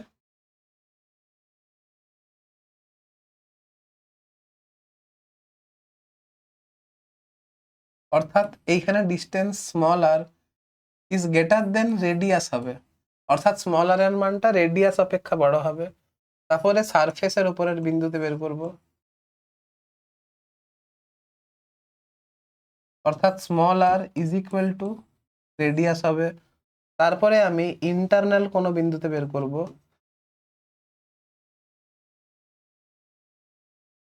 অর্থাৎ স্মল আর এর মান রেডিয়াস অপেক্ষা ছোট হবে। তাহলে স্ফেরিক্যাল মাস ডিস্ট্রিবিউশনে আমরা দু ধরনের ডিস্ট্রিবিউশন আলোচনা করব, একটা হচ্ছে সলিড, একটা হচ্ছে হলো।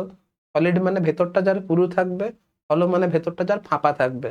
ভেতরটা যদি পুরু থাকে বা ফাঁপা যদি থাকে, তাহলে এই দুটো কেসের ক্ষেত্রে, মানে এই দুটো ক্ষেত্রেই আমরা তিনটে কেস নিয়ে ডিসকাস করব। প্রথমে আমরা বাইরের বিন্দুর জন্য বের করব এক্সটার্নাল, তারপরে আমরা সারফেসে অবস্থিত বিন্দুর জন্য বের করব, যেটা হচ্ছে small R is equal to capital R হবে। তারপরে আমরা ভেতরের কোনো বিন্দুর জন্য বের করব, যেটা small R less than capital R হবে। ঠিক আছে, প্রথমে আমরা হলো স্ফিয়ারের জন্য বের করব। এখন দেখো, যখন তোমাদেরকে কি পয়েন্ট পড়িয়েছিলাম, আমি তোমাদেরকে সেইখানে কি পয়েন্টে পরিষ্কার লেখানো ছিল দেখাচ্ছি, দাঁড়াও।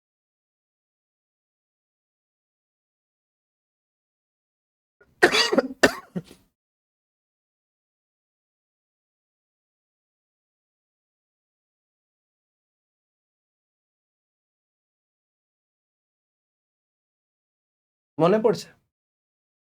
মানে এই স্ফিয়ারের জন্য, এই স্ফিয়ার আর এইখানে একটা পয়েন্ট মাস রয়েছে। মানে এই স্ফেরিক্যাল মাস ডিস্ট্রিবিউশন বা স্ফেরিক্যাল সেলের জন্য আমি যদি বাইরের কোনো একটা বিন্দুতে কোনো একটা পয়েন্ট মাসকে রাখি, তাহলে ওই মাসটা এই স্ফেরিক্যাল সেলের জন্য বা স্ফেরিক্যাল মাসের জন্য যে ফোর্স এক্সপিরিয়েন্স করবে, আমি যদি এই স্ফিয়ার থেকে পুরো মাসটাকে নিয়ে পুরো মাসটাকে যদি এর কেন্দ্রে কেন্দ্রীভূত করি, কেন্দ্রে কেন্দ্রীভূত করার পরে যদি আমি এই মাসের সঙ্গে যদি ইন্টারঅ্যাকশন ফোর্সটাকে আমি যদি ক্যালকুলেট করি, তাহলে প্রথম ক্ষেত্রে আমার যে ফোর্স এক্সপিরিয়েন্স করবে, দ্বিতীয় ক্ষেত্রেও কিন্তু আমার সেই ফোর্স এক্সপিরিয়েন্স করবে। এটা তোমাদেরকে আগের ভিডিওতে অলরেডি বলে দিয়েছিলাম। এই কনসেপ্টটা কাজে লাগিয়ে আমরা এখানে ডিসকাশন করব।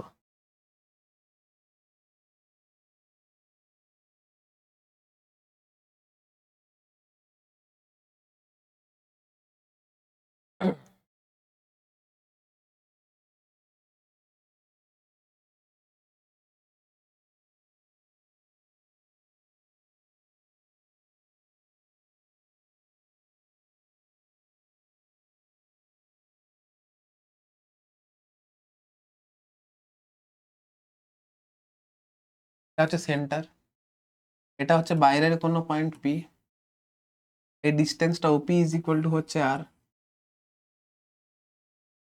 এর মাসটা হচ্ছে ক্যাপিটাল এম। আমি ধরে নেব এই পুরো সম্পূর্ণ মাসটা এর কেন্দ্রে কেন্দ্রীভূত আছে। কেন ধরে নেব? কারণ আমি যদি পয়েন্ট মাসের ক্ষেত্রে ফোর্সটা ক্যালকুলেট করি তাহলে আমার সুবিধা হবে।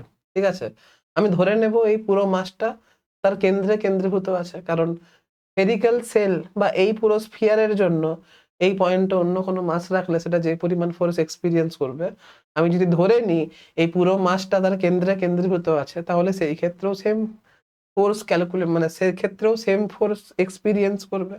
তাহলে যদি এই ডিস্টেন্সটা যদি আর হয়, তাহলে এক্সটার্নাল বিন্দুর জন্য বা যখন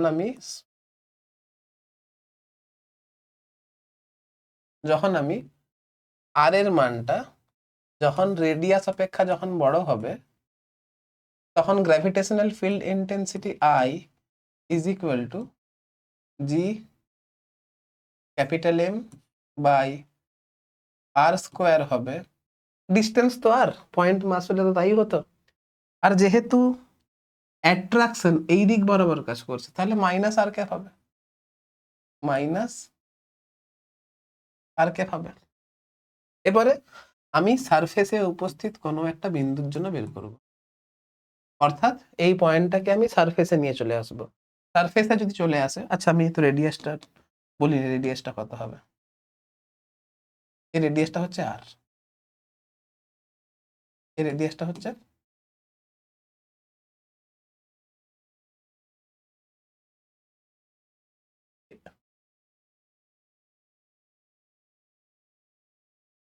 এই রেডিয়াসটা হচ্ছে আর।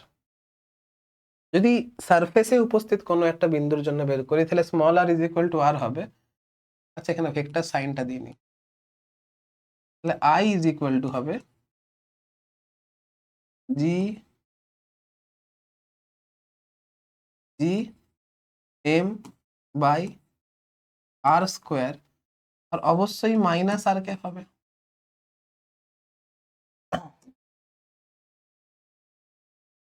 এবারে আমি যদি ভেতরের কোনো বিন্দুর জন্য বের করি, আর এর মান যদি রেডিয়াস অপেক্ষা যদি ছোট হয়, এইখানে তোমাকে একটা জিনিস কিন্তু মুখস্থ রাখতে হবে।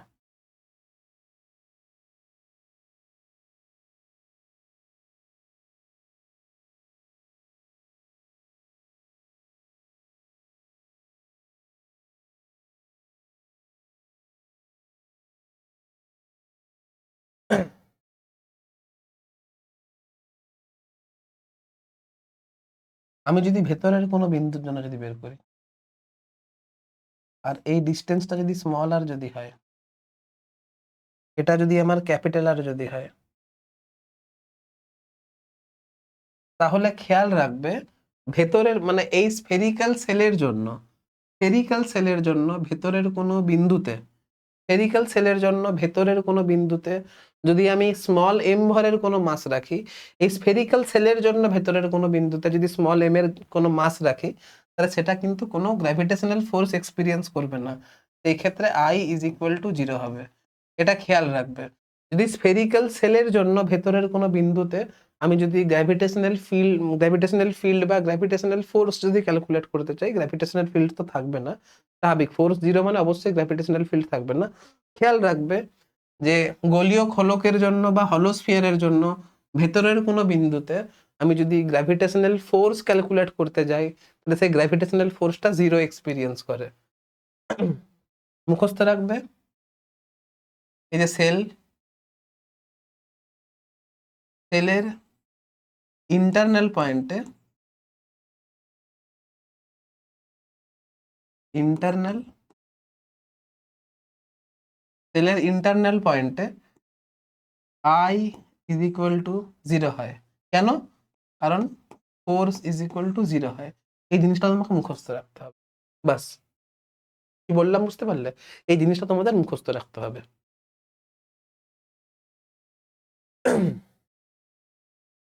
এবারে একটু ঝালিয়ে নি, দেখো I I is equal to G M by R square into minus R cap হবে যখন এক্সটার্নালের জন্য,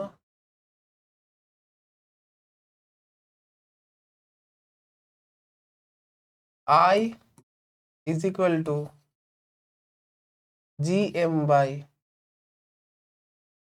আর স্কোয়ার হবে সারফেসের জন্য। দেখো আমার সঙ্গে তোমরা যদি লিখো তাহলে কিন্তু তোমাদের মুখস্থ হয়ে যাবে, আমি তাই জন্য তোমাদের জন্যই আবার লিখছি। হ্যাঁ, I is equal to zero হবে না ইন্টারনাল পয়েন্টের জন্য,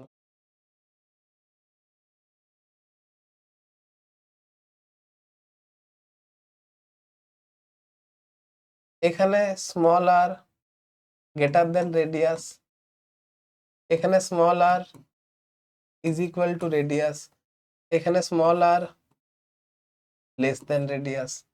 এখানে লক্ষ্য করে দেখো আই এর সঙ্গে আর স্কোয়ার এর কি রিলেশন। এখানে আই এর সঙ্গে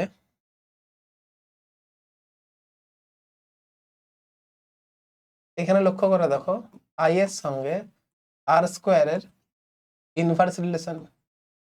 এখানে তো তোমার তো কনস্ট্যান্ট হচ্ছে, কারণ সারফেসের জন্য ক্যালকুলেট করছি। আর এখানে তো আমার I is equal to zero, অসুবিধা লেখা না লেখা সমান আছে।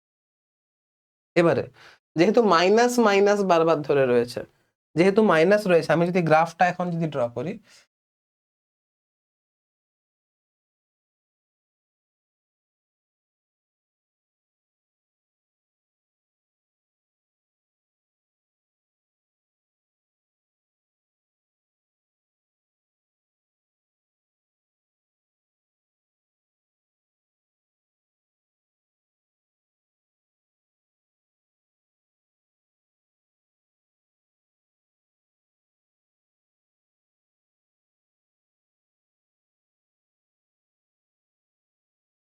এটা হচ্ছে এদিকে আমি আর কে রিপ্রেজেন্ট করেছি, এদিকে আমি উপরে আমি রিপ্রেজেন্ট করেছিলাম আই কে, এখানে রিপ্রেজেন্ট করবো minus I K.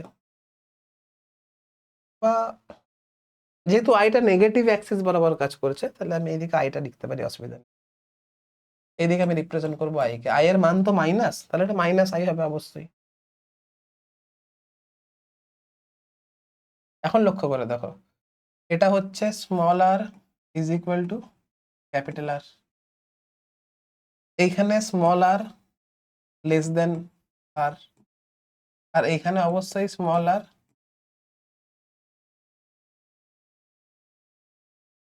Greater than, ঠিক আছে।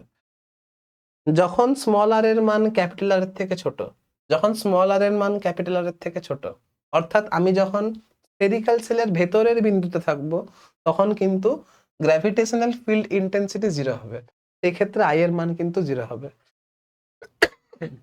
বাইরের বিন্দুর জন্য, অর্থাৎ যখন আর গ্রেটার দেন আর হবে, অর্থাৎ এক্সটার্নাল এর জন্য আই এর সঙ্গে আর স্কোয়ারের ব্যস্তানুপাতিক সম্পর্ক, তাহলে যে কার্ভটা দেখতে হবে, সেই কার্ভটা দেখতে কিন্তু আমার অনেকটা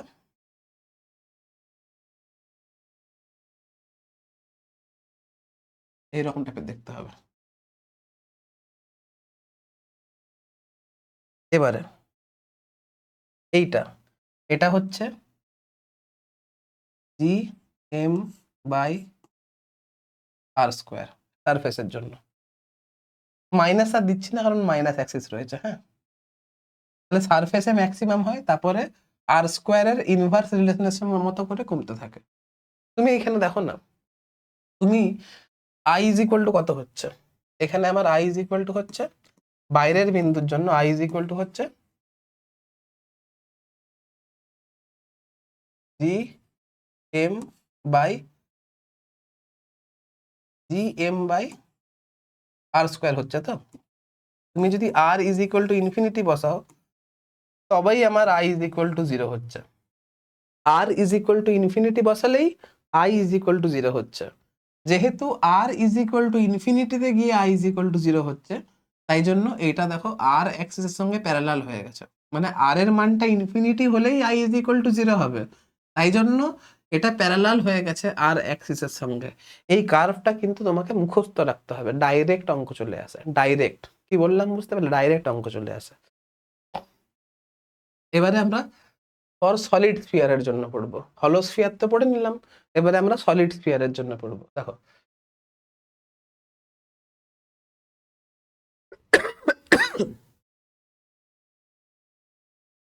আগে সলিড স্ফিয়ার ড্র করতে হবে।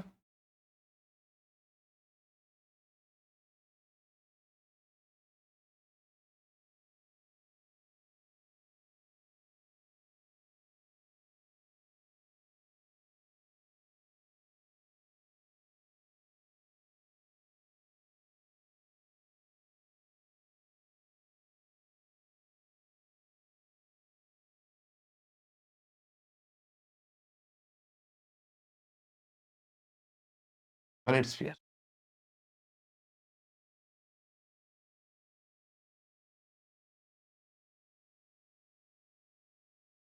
বাইরের বিন্দুর জন্য বের করবো।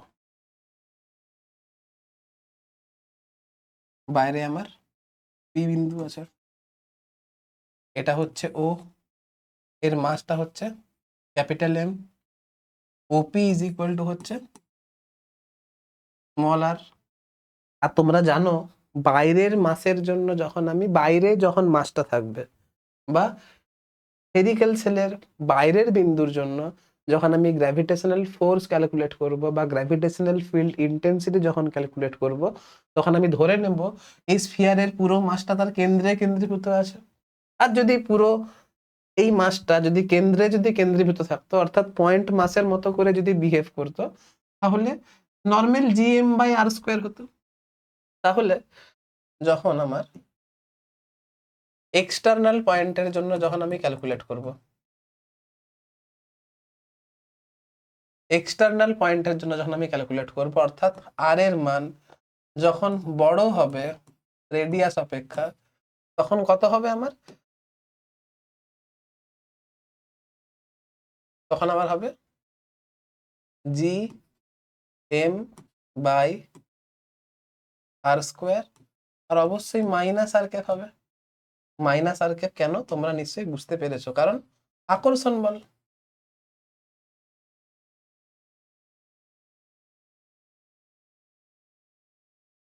এই যে আকর্ষণ বল,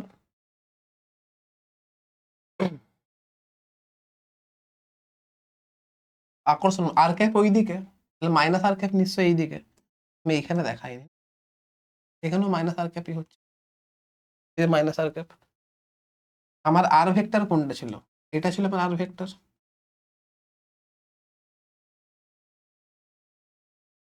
এটা ছিল আমার আর ভেক্টর, তাহলে এটা নিশ্চয়ই আমার মাইনাস আর ক্যাপ ছিল, ঠিক আছে? তাহলে এইখানেও এটা হচ্ছে আমার আর ভেক্টর,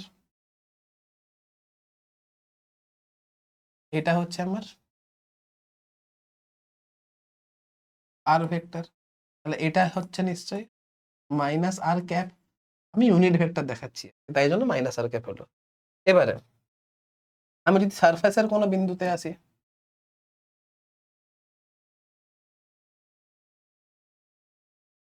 অর্থাৎ আর এর মান যখন রেডিয়াসের সঙ্গে সমান হবে, তখন এটা আমার কত হবে?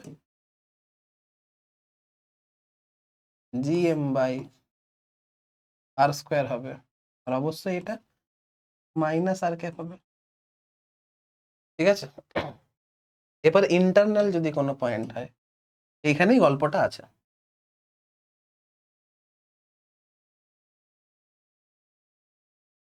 ইন্টারনালের জন্য অর্থাৎ স্মল আর এর মান যখন রেডিয়াস অপেক্ষা যখন ছোট হবে, তখনই গল্পটা কিন্তু চেঞ্জ হবে আমার। এই গল্পটাকে দেখানোর জন্য আমাকে আলাদা পেজে ড্র করতে হবে আর কি। দেখো,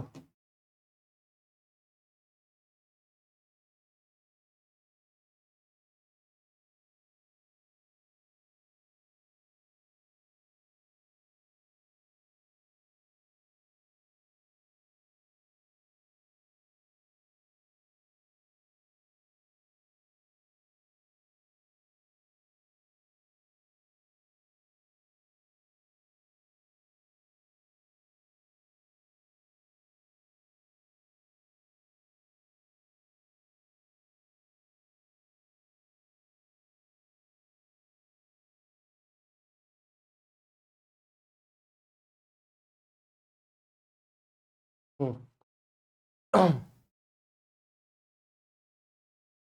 এটা ছিল আমার ক্যাপিটাল আর,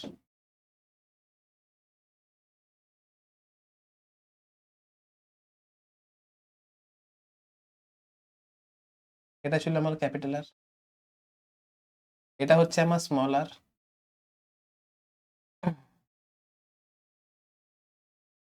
এটা হচ্ছে আমার ক্যাপিটাল আর, এটা হচ্ছে আমার স্মল আর।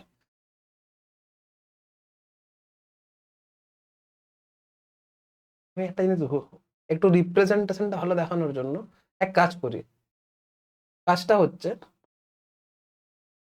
আমি এই গোলকটাকে না দুটো পার্টে ভেঙে নিই। কি করে ভাঙি বলো তো? দাঁড়াও,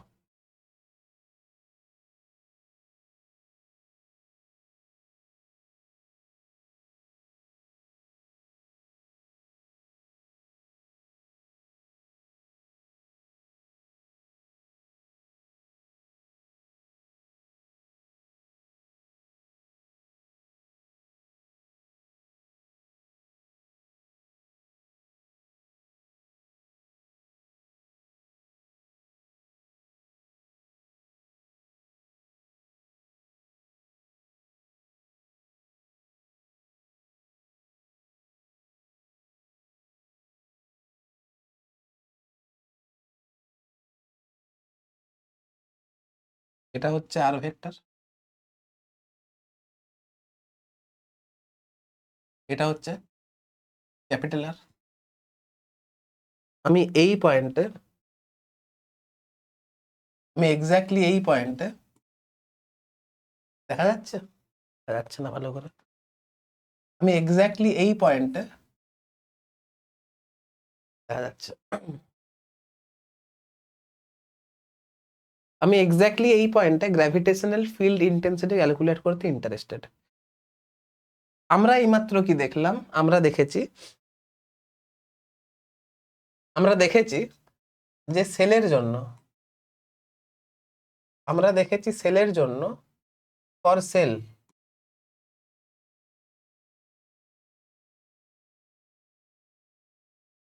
ফর সেল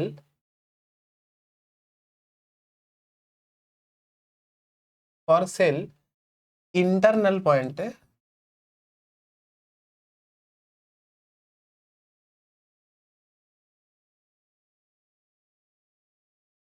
ইন্টারনাল পয়েন্টে অর্থাৎ আর এর মান যখন রেডিয়াস অপেক্ষা ছোট হবে তখন gravitational force F is equal to 0 হবে, আর এফ ইজ ইকুয়াল টু 0 হওয়ার জন্য আই ইজ ইকুয়াল টু 0 হবে। তার মানে এই যে পয়েন্ট, এই যে পয়েন্টটা আছে, এই পয়েন্টটা, এই পয়েন্টটা দেখো, এই পি পয়েন্ট, পি পয়েন্টটা ইন্টারনাল পয়েন্ট, ইন্টারনাল পয়েন্ট এই আউটার স্ফিয়ারের জন্য, internal point for outer sphere, আর সারফেস পয়েন্ট হচ্ছে,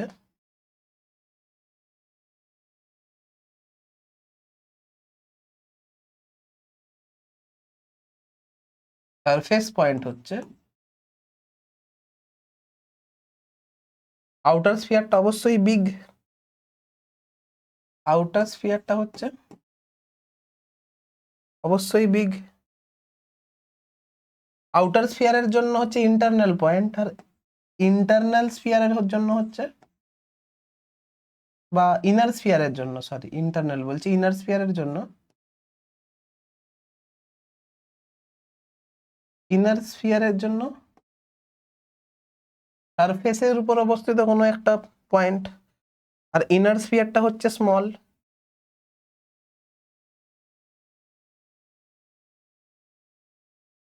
এই পি পয়েন্টটা এই গোলীয় খোলকের জন্য, এই বাইরের গোলীয় খোলক যেটা হালকা রেড কালার দিয়ে আমি রিপ্রেজেন্ট করছি, কি করে দেখাই এটা আমি তোমার দেখাচ্ছি, চেষ্টা করছি দেখানোর।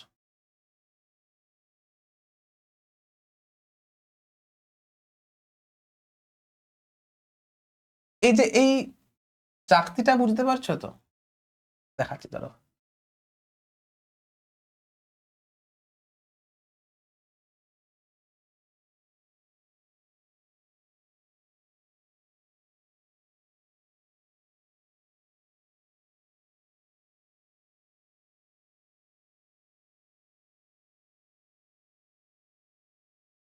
এই চাকতিটার ভেতরে অবস্থিত একটা বিন্দু হচ্ছে পি,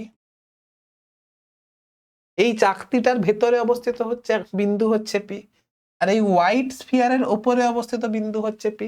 এখন চাকতিটার জন্য যেহেতু ইন্টারনাল পয়েন্ট, এই চাকতিটার, চাকতি বলছি, চাকতি ঠিক নয়, এটা হচ্ছে একটা এমন একটা স্ফিয়ার যার আউটার লেয়ারটা হচ্ছে একটু পুরু, যেহেতু পি পয়েন্টটা এই স্ফেরিক্যাল সেলের জন্য ইন্টারনাল, এটা বিহেভ করছে ইন্টারনালের মতো, এটা বিহেভ করছে আমার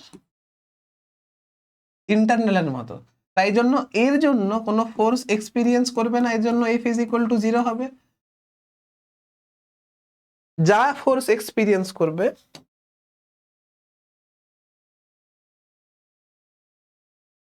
যা ফোর্স এক্সপিরিয়েন্স করবে,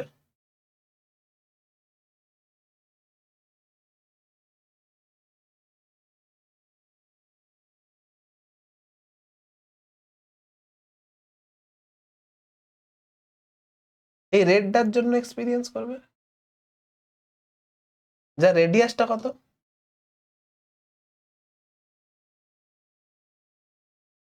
তার রেডিয়াসটা হচ্ছে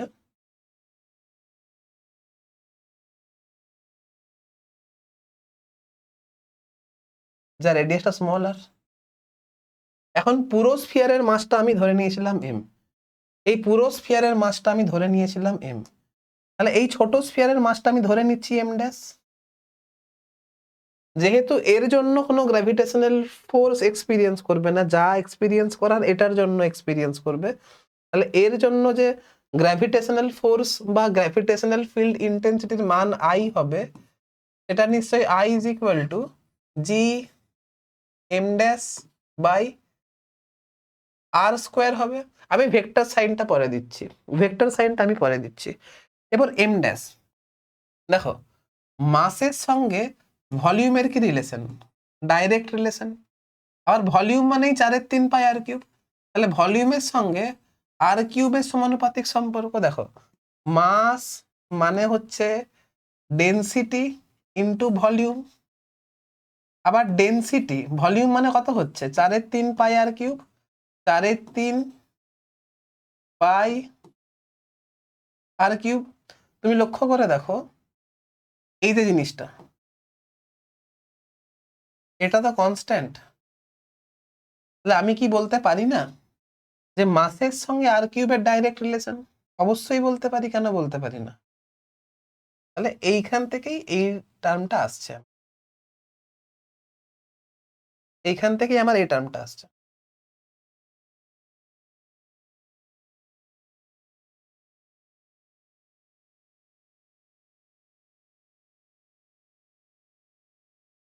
এইখান থেকে আমার এটা আসছে। এবার লক্ষ্য করে দেখো, তাহলে এম ড্যাশ বাই এম,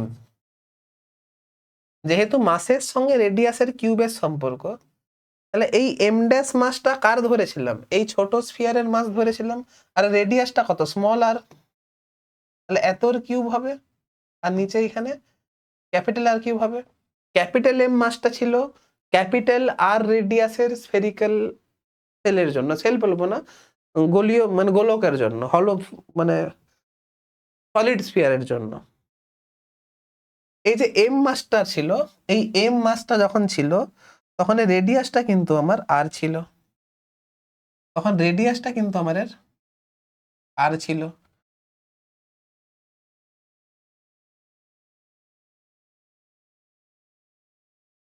তাহলে এই যে এম মাসটা ছিল, এই এম মাসটা ছিল আর রেডিয়াসের জন্য, আর আমি যে এম ড্যাশ মাসটা ধরলাম সেটা হচ্ছে স্মল আর এর জন্য। আর এই মাত্র দেখতে পেলাম এই স্মল এম ড্যাশ, তাহলে এম এর সঙ্গে যেহেতু আর কিউবের সম্পর্ক, তাহলে M dash by M is equal to small R cube by capital R cube. তাহলে এখান থেকে বুঝতে পারলাম যে M dash is equal to কত হচ্ছে small R cube by capital R cube into total mass M. ঠিক আছে, এবার এই ফর্মুলাটা আমি এইখানে পুট করে দেবো, এই ফর্মুলাটা আমি এইখানে পুট করে দেবো। দেখো তাহলে ইনার পয়েন্টের মানে ইন্টারনাল পয়েন্টের জন্য এটা হবে তোমার G G M dash by R square হবে। এবার এম ড্যাশ এর মান কত ছিল, এম ড্যাশ এর মান ছিল স্মল আর স্কোয়ার, যেমন লিখার লিখলাম। এম ড্যাশ এর মান কত ছিল, এম ড্যাশ এর মান ছিল small R cube by capital R cube into capital M. এটা ছিল small R cube by capital R cube into capital M. তাহলে এইখান থেকে কাটাকাটি যাবে, দিয়ে যে অ্যান্সারটা বেরোবে সেটা হচ্ছে আমার জি এম, উপরে একটা স্মল আর পড়ে থাকবে, স্মল আর নিচে ক্যাপিটাল আর কিউব পড়ে থাকবে, ক্যাপিটাল আর কিউব। আর যেহেতু ভেক্টর সাইন দিয়ে আমি কাজ করতে চাইছি, এখন আপাতত মানটা লিখলাম। ভেক্টর সাইন দিয়ে যদি লিখতে হয় তাহলে এটা হবে G capital M small R by R cube, অবশ্যই মাইনাস আর ক্যাপ, কারণ অ্যাট্রাকশন ফোর্স ছিল না, অবশ্যই মাইনাস আর ক্যাপ, কারণ এইখানে যে ফিল্ড কাজ করবে, এই যে ফিল্ড কাজ করবে, এই ফিল্ডটা কিন্তু এই দিক বরাবর কাজ করবে, ফিল্ড কিন্তু এই দিক বরাবর কাজ করবে। বুঝতে পারছো? তাহলে একটু সামারি করে দিই, আমরা সামারি করে দিই। 1 নম্বরে পড়বো স্মল আর এর মান যখন বড় হবে ক্যাপিটাল আর এর থেকে। 2 নম্বরে পড়বো, 2 নম্বরে করব যখন small R is equal to capital R হবে। 3 নম্বরে করব যখন small R less than capital R হবে। অর্থাৎ এটা হবে আমার এক্সটার্নালের জন্য,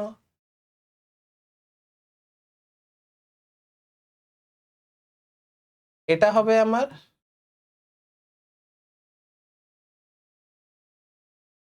সারফেসের জন্য, এটা হবে আমার ইনার পয়েন্ট। এবারে দেখো এক্সটার্নালের জন্য, এক্সটার্নালের জন্য আই ইজ ইকুয়াল টু, এক্সটার্নালের জন্য I is equal to G M by R square into minus R cap হবে। সারফেসের জন্য I is equal to G M by R square into minus R cap হবে। ইনার পয়েন্টের জন্য, inner পয়েন্টের জন্য I is equal to G M small R by R cube into minus R cap হবে। তুমি লক্ষ্য করে দেখো সব জায়গায় ডাইমেনশনটা লক্ষ্য করো, সব জায়গায় নিচে আর স্কোয়ার ছিল, নিচে আর স্কোয়ার ছিল, এইখানে কিন্তু আর কিউব আছে। তাই জন্য ডাইমেনশনটাকে ইকুয়াল রাখার জন্য ডাইমেনশনের নিচে আর স্কোয়ার রাখার জন্য উপরে একটা আর গুণ হয়ে গেছে। এটাই মনে রাখার ট্রিক। কি বললাম বুঝতে পারলে? ডাইমেনশনটাকে সঠিক রাখার জন্য দেখো সব জায়গায় আর স্কোয়ার ছিল, এইখানে নিচে আর কিউব আছে, স্কোয়ার করার জন্য উপরে একটা আর গুণ হয়ে গেছে। এই ট্রিকটা কিন্তু তুমি খেয়াল রাখবে। এবারে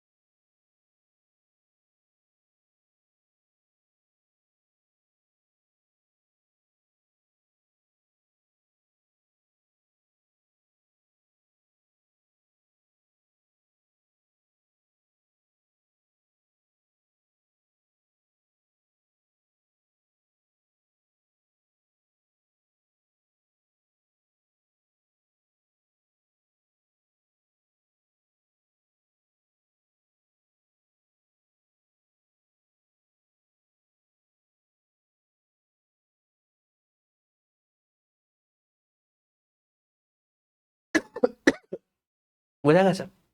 দেখো এখানে, এখানে লক্ষ্য করে দেখো আই এর সঙ্গে আর স্কোয়ারের ইনভার্স রিলেশন। এইখানে তো কোনো গল্প নেই, কারণ এটা তো কনস্ট্যান্ট পয়েন্ট, সারফেসের উপরে অবস্থিত কোনো একটা বিন্দু। কিন্তু ইনার পয়েন্টের জন্য আই এর সঙ্গে আর এর কিন্তু ডাইরেক্ট রিলেশন। এইটুকু জিনিসগুলো তোমাকে খেয়াল রাখতে হবে। এবারে আমাকে গ্রাফ ড্র করতে হবে।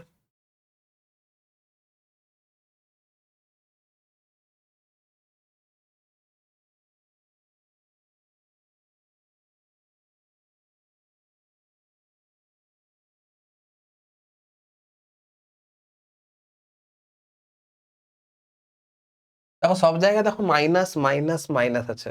মাইনাস মানে অ্যাট্রাকটিভ ইন নেচার, আর নেগেটিভ অ্যাক্সিস বরাবর কাজ করবে।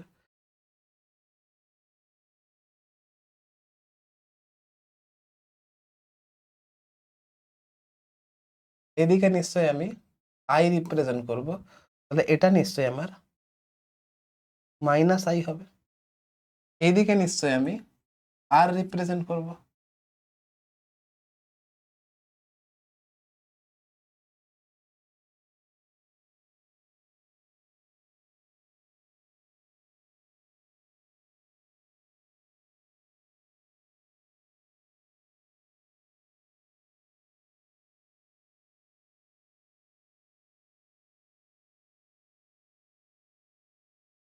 এটা হচ্ছে small R is equal to capital R. এটা হচ্ছে সারফেসের উপর অবস্থিত কোনো একটা বিন্দু। সারফেসের বাইরে নিশ্চয়ই আর এর মান রেডিয়াস অপেক্ষা বড় হবে, আর সারফেসের ভেতরে নিশ্চয়ই আর এর মান রেডিয়াস অপেক্ষা ছোট হবে। আর আর এর মান যখন আর অপেক্ষা ছোট, আর এর মান যখন রেডিয়াস অপেক্ষা ছোট, তখন আই এর সঙ্গে আর এর ডাইরেক্ট রিলেশন। আর ডাইরেক্ট রিলেশন যদি হয়, তাহলে আমার কার্ভ দেখতে এরকম হবে। আর বাইরের বিন্দুর জন্য আই এর সঙ্গে আর স্কোয়ারের ইনভার্স রিলেশন, তাহলে আমার কার্ভ দেখতে কেমন হবে?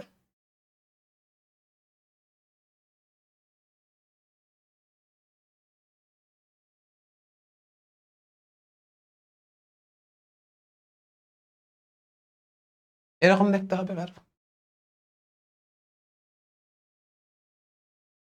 তাহলে এখানে হচ্ছে আমার আই এর সঙ্গে আর এর ডাইরেক্ট রিলেশন, এইখানে হচ্ছে আই এর সঙ্গে আর স্কোয়ারের ইনভার্স রিলেশন। সারফেসের উপরে আই এর মান হয় জিএম বাই আর স্কোয়ার, তাহলে এখানে আই এর মান লিখবো G M by R square. এবারে তুমি বাদ বাকিটা নিশ্চয়ই বুঝতে পেরে গেছো। আমি যথেষ্ট ভেঙে ভেঙে বলছি, একটুও স্পিডে বলছি এমনটা নয়। আই থিঙ্ক তোমরা বুঝতে পারছো। ঠিক আছে, এবারে নিউমেরিক্যালের পালা। এইখান থেকে নিউমেরিক্যাল একদম মুখস্থ টাইপের নিউমেরিক্যাল। ঠিক আছে, কোনো ঘুরিয়ে না, করে অঙ্কগুলো করে দেখি কি বলছে। বলছে the magnitude of gravitational field,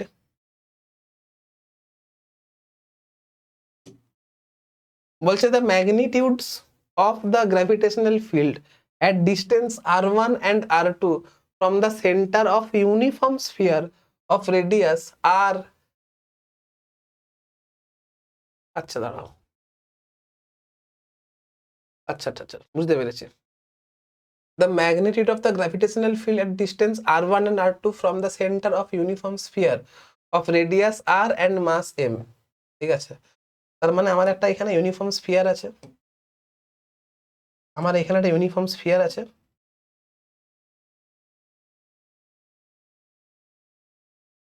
ঠিক আছে।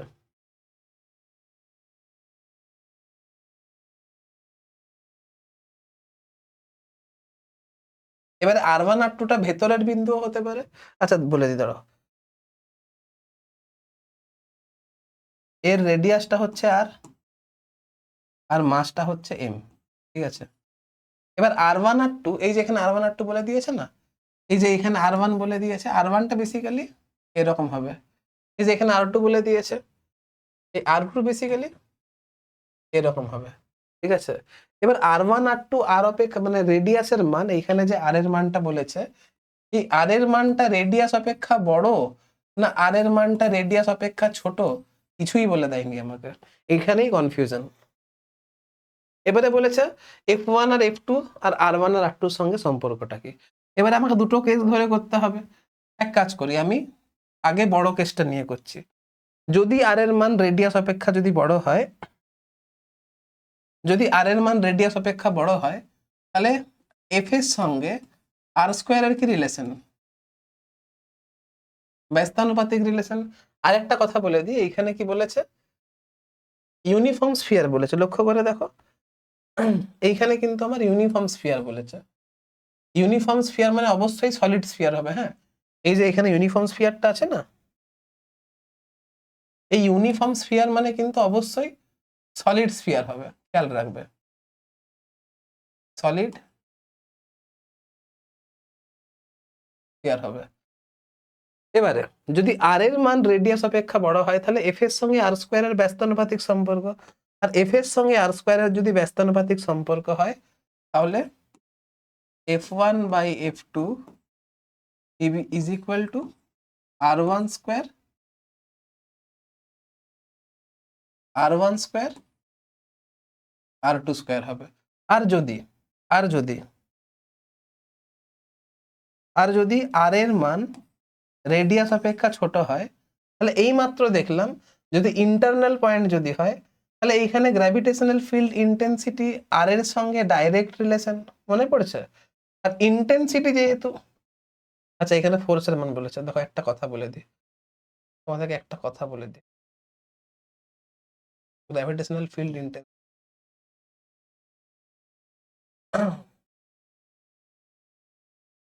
দেখতে পাচ্ছ এখানে I is equal to F by M বলা আছে। গ্র্যাভিটেশনাল ফিল্ড ইন্টেন্সিটি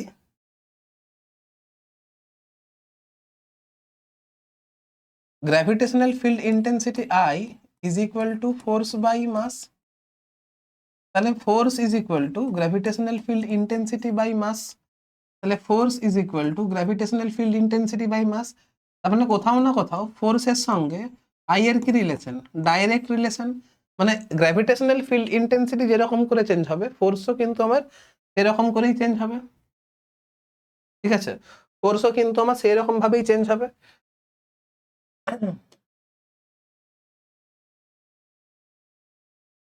তার মানে যেহেতু এখানে আই এর সঙ্গে আর এর, যেহেতু এখানে আই এর সঙ্গে আর এর রিলেশন, আই এর সঙ্গে আর এর রিলেশন, আর যেহেতু আই এর সঙ্গে এফ এর ডাইরেক্ট রিলেশন, তাহলে এইখানে F1 by F2 is equal to R1 by R2 হবে।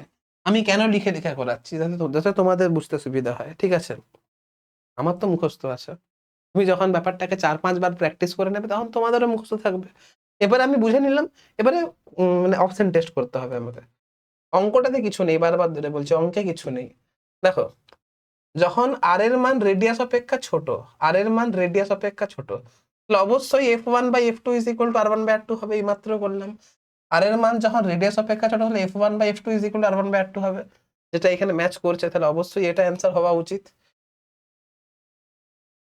আমার এটা অ্যান্সার হওয়া উচিত। বাকিগুলো দেখে কি বলছে, যখন আর এর মান রেডিয়াস অপেক্ষা বড়,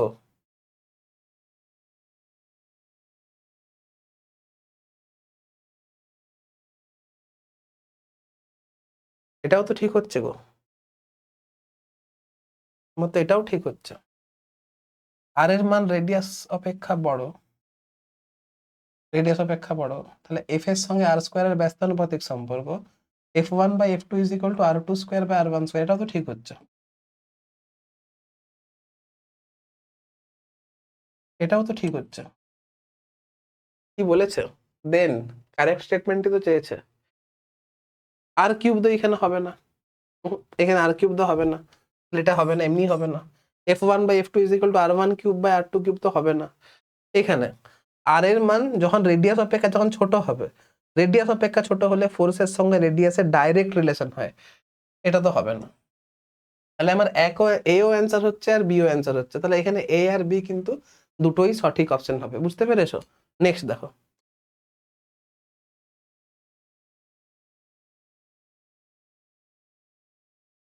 দেখো কি বলেছে? Following curve shows the variation of intensity of gravitation field I with distance are from the centre of solid sphere. কোনটা ঠিক অপশন? ঠিক আছে, পুরো অপশন মানে পুরো কোয়েশ্চেনটা মনে হচ্ছে উঠেনি আমার। তো যাই হোক, এখানে এই গ্রাফগুলোর মধ্যে কোনটা সঠিক সেটা বলতে হবে। প্রথম কথা লক্ষ্য করে দেখো, এখানে আই ভেক্টর দেওয়া আছে, আই ভেক্টর দেওয়া আছে, আই ভেক্টর দেওয়া আছে, আই ভেক্টর দেওয়া আছে। আর আমি দেখেছি যে আই ভেক্টর যাই হোক সবসময় সামথিং টার্ম আসছিল দিয়ে মাইনাস আর ক্যাপ হচ্ছিল, মনে পড়ছে? মনে পড়ছে? এবার এটা জিএম বাই আর স্কোয়ার হতে পারে বা GM small R by capital R cube হতে পারে, যা খুশি হতে পারে, মোটামুটি মাইনাস আর ছিল। তার মানে আই আর আর সেম ডাইরেকশন, এটাও পজিটিভ হবে না, এটা তো এমনি ভুল, এটা তো আমার এমনি ভুল, এটাও হবে না। আই আর আর সেম মানে আর যখন পজিটিভ, যখন R is equal to positive হবে তখন অবশ্যই I is equal to negative হবে।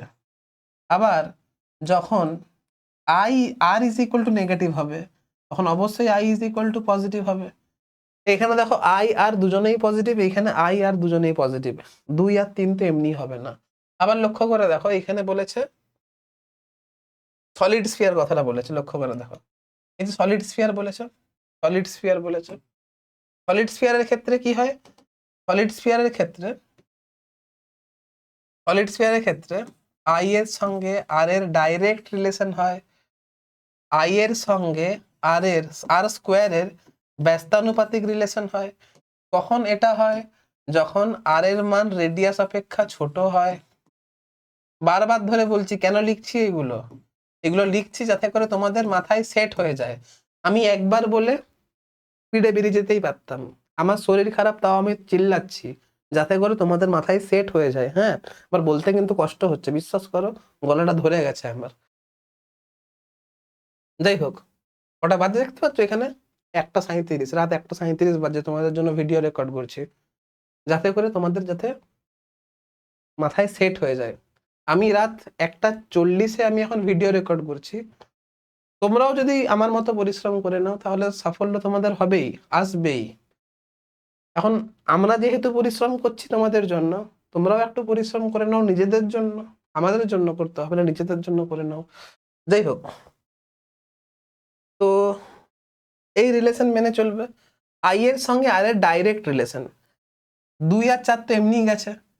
ডাইরেক্ট রিলেশন মানে সমানুপাতিক সম্পর্ক, মানে স্ট্রেট লাইন হবে, তাহলে অবশ্যই অপশন 1 অ্যান্সার হবে, অপশন 3 তো হবে না, কারণ বাঁকা আছে, বাঁকা আছে, 3 হবে না, তাহলে অপশন 1। বোঝা গেছে? আই থিঙ্ক আর নেই, না আরো আছে, লাস্ট অঙ্ক। কি বলেছে দেখো, কি বলছে? which one of the following plots represent the variation of gravitational field on particle with distance r due to a spherical cell, এখানে spherical cell এর কথা বলে দিয়েছে, of radius r R measure from the centre of the spherical shell. ঠিক আছে, অসুবিধা নেই। আমাকে এখানে স্ফেরিক্যাল সেল বলেছে, এইমাত্র সলিড স্ফিয়ার করলাম, এবারে স্ফেরিক্যাল সেল করব। স্ফেরিক্যাল সেলের ক্ষেত্রে আই এর সঙ্গে আর স্কোয়ারের ব্যস্তানুপাতিক সম্পর্ক হয় যখন আর এর মান রেডিয়াস অপেক্ষা যখন বড় হয়, অর্থাৎ এটা হয় এক্সটার্নাল পয়েন্টের জন্য। আর আই ইজ ইকুয়াল টু 0 হয় যখন আর এর মান লেস দেন আর হয়, লেস দেন রেডিয়াস হয়, অর্থাৎ এটা হয় ইন্টারনালের জন্য। আবার বলেছিলাম যে এখানে I is equal to GM by R square into minus R cap হবে। মাইনাস আর ক্যাপ রিপ্রেজেন্ট করছে যখন আর এর মান যখন পজিটিভ হবে, যখন তখন আই এর মান তখন নেগেটিভ হবে। আবার যখন আর এর মান যখন নেগেটিভ হবে তখন আই এর মান তখন পজিটিভ হবে। দেখো এখানে ই আর আর দুজনেই পজিটিভ, ঠিক আছে।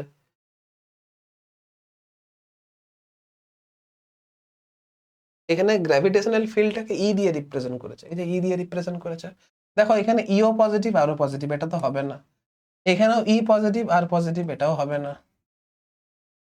আচ্ছা, তো এখানে সবগুলোই আচ্ছা, 1 সেকেন্ড। এখানে মাথায় ভেক্টর সাইন দেওয়া নেই। মাথায় দেখো ভেক্টর সাইন দেওয়া নেই। মাথাতে ভেক্টর সাইন দেওয়া নেই। মাথায় ভেক্টর সাইন দেওয়া নেই। মাথায় ভেক্টর সাইন দেওয়া নেই। এই মাইনাসটা শুধুমাত্র ডাইরেকশন রিপ্রেজেন্ট করছে। এই যে জিনিসগুলো দেখালাম না, এই সাইনগুলো, এই সাইনগুলো কিন্তু ডাইরেকশনকে রিপ্রেজেন্ট করছে।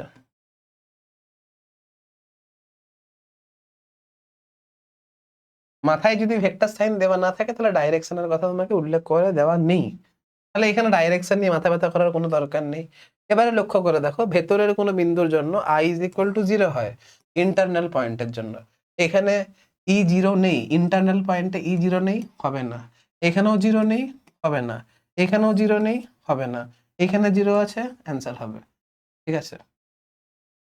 আর তুমি লক্ষ্য করে দেখো, বাইরের বিন্দুর জন্য i এর সঙ্গে r স্কয়ারের কি হয়? ব্যস্তানুপাতিক সম্পর্ক হয়।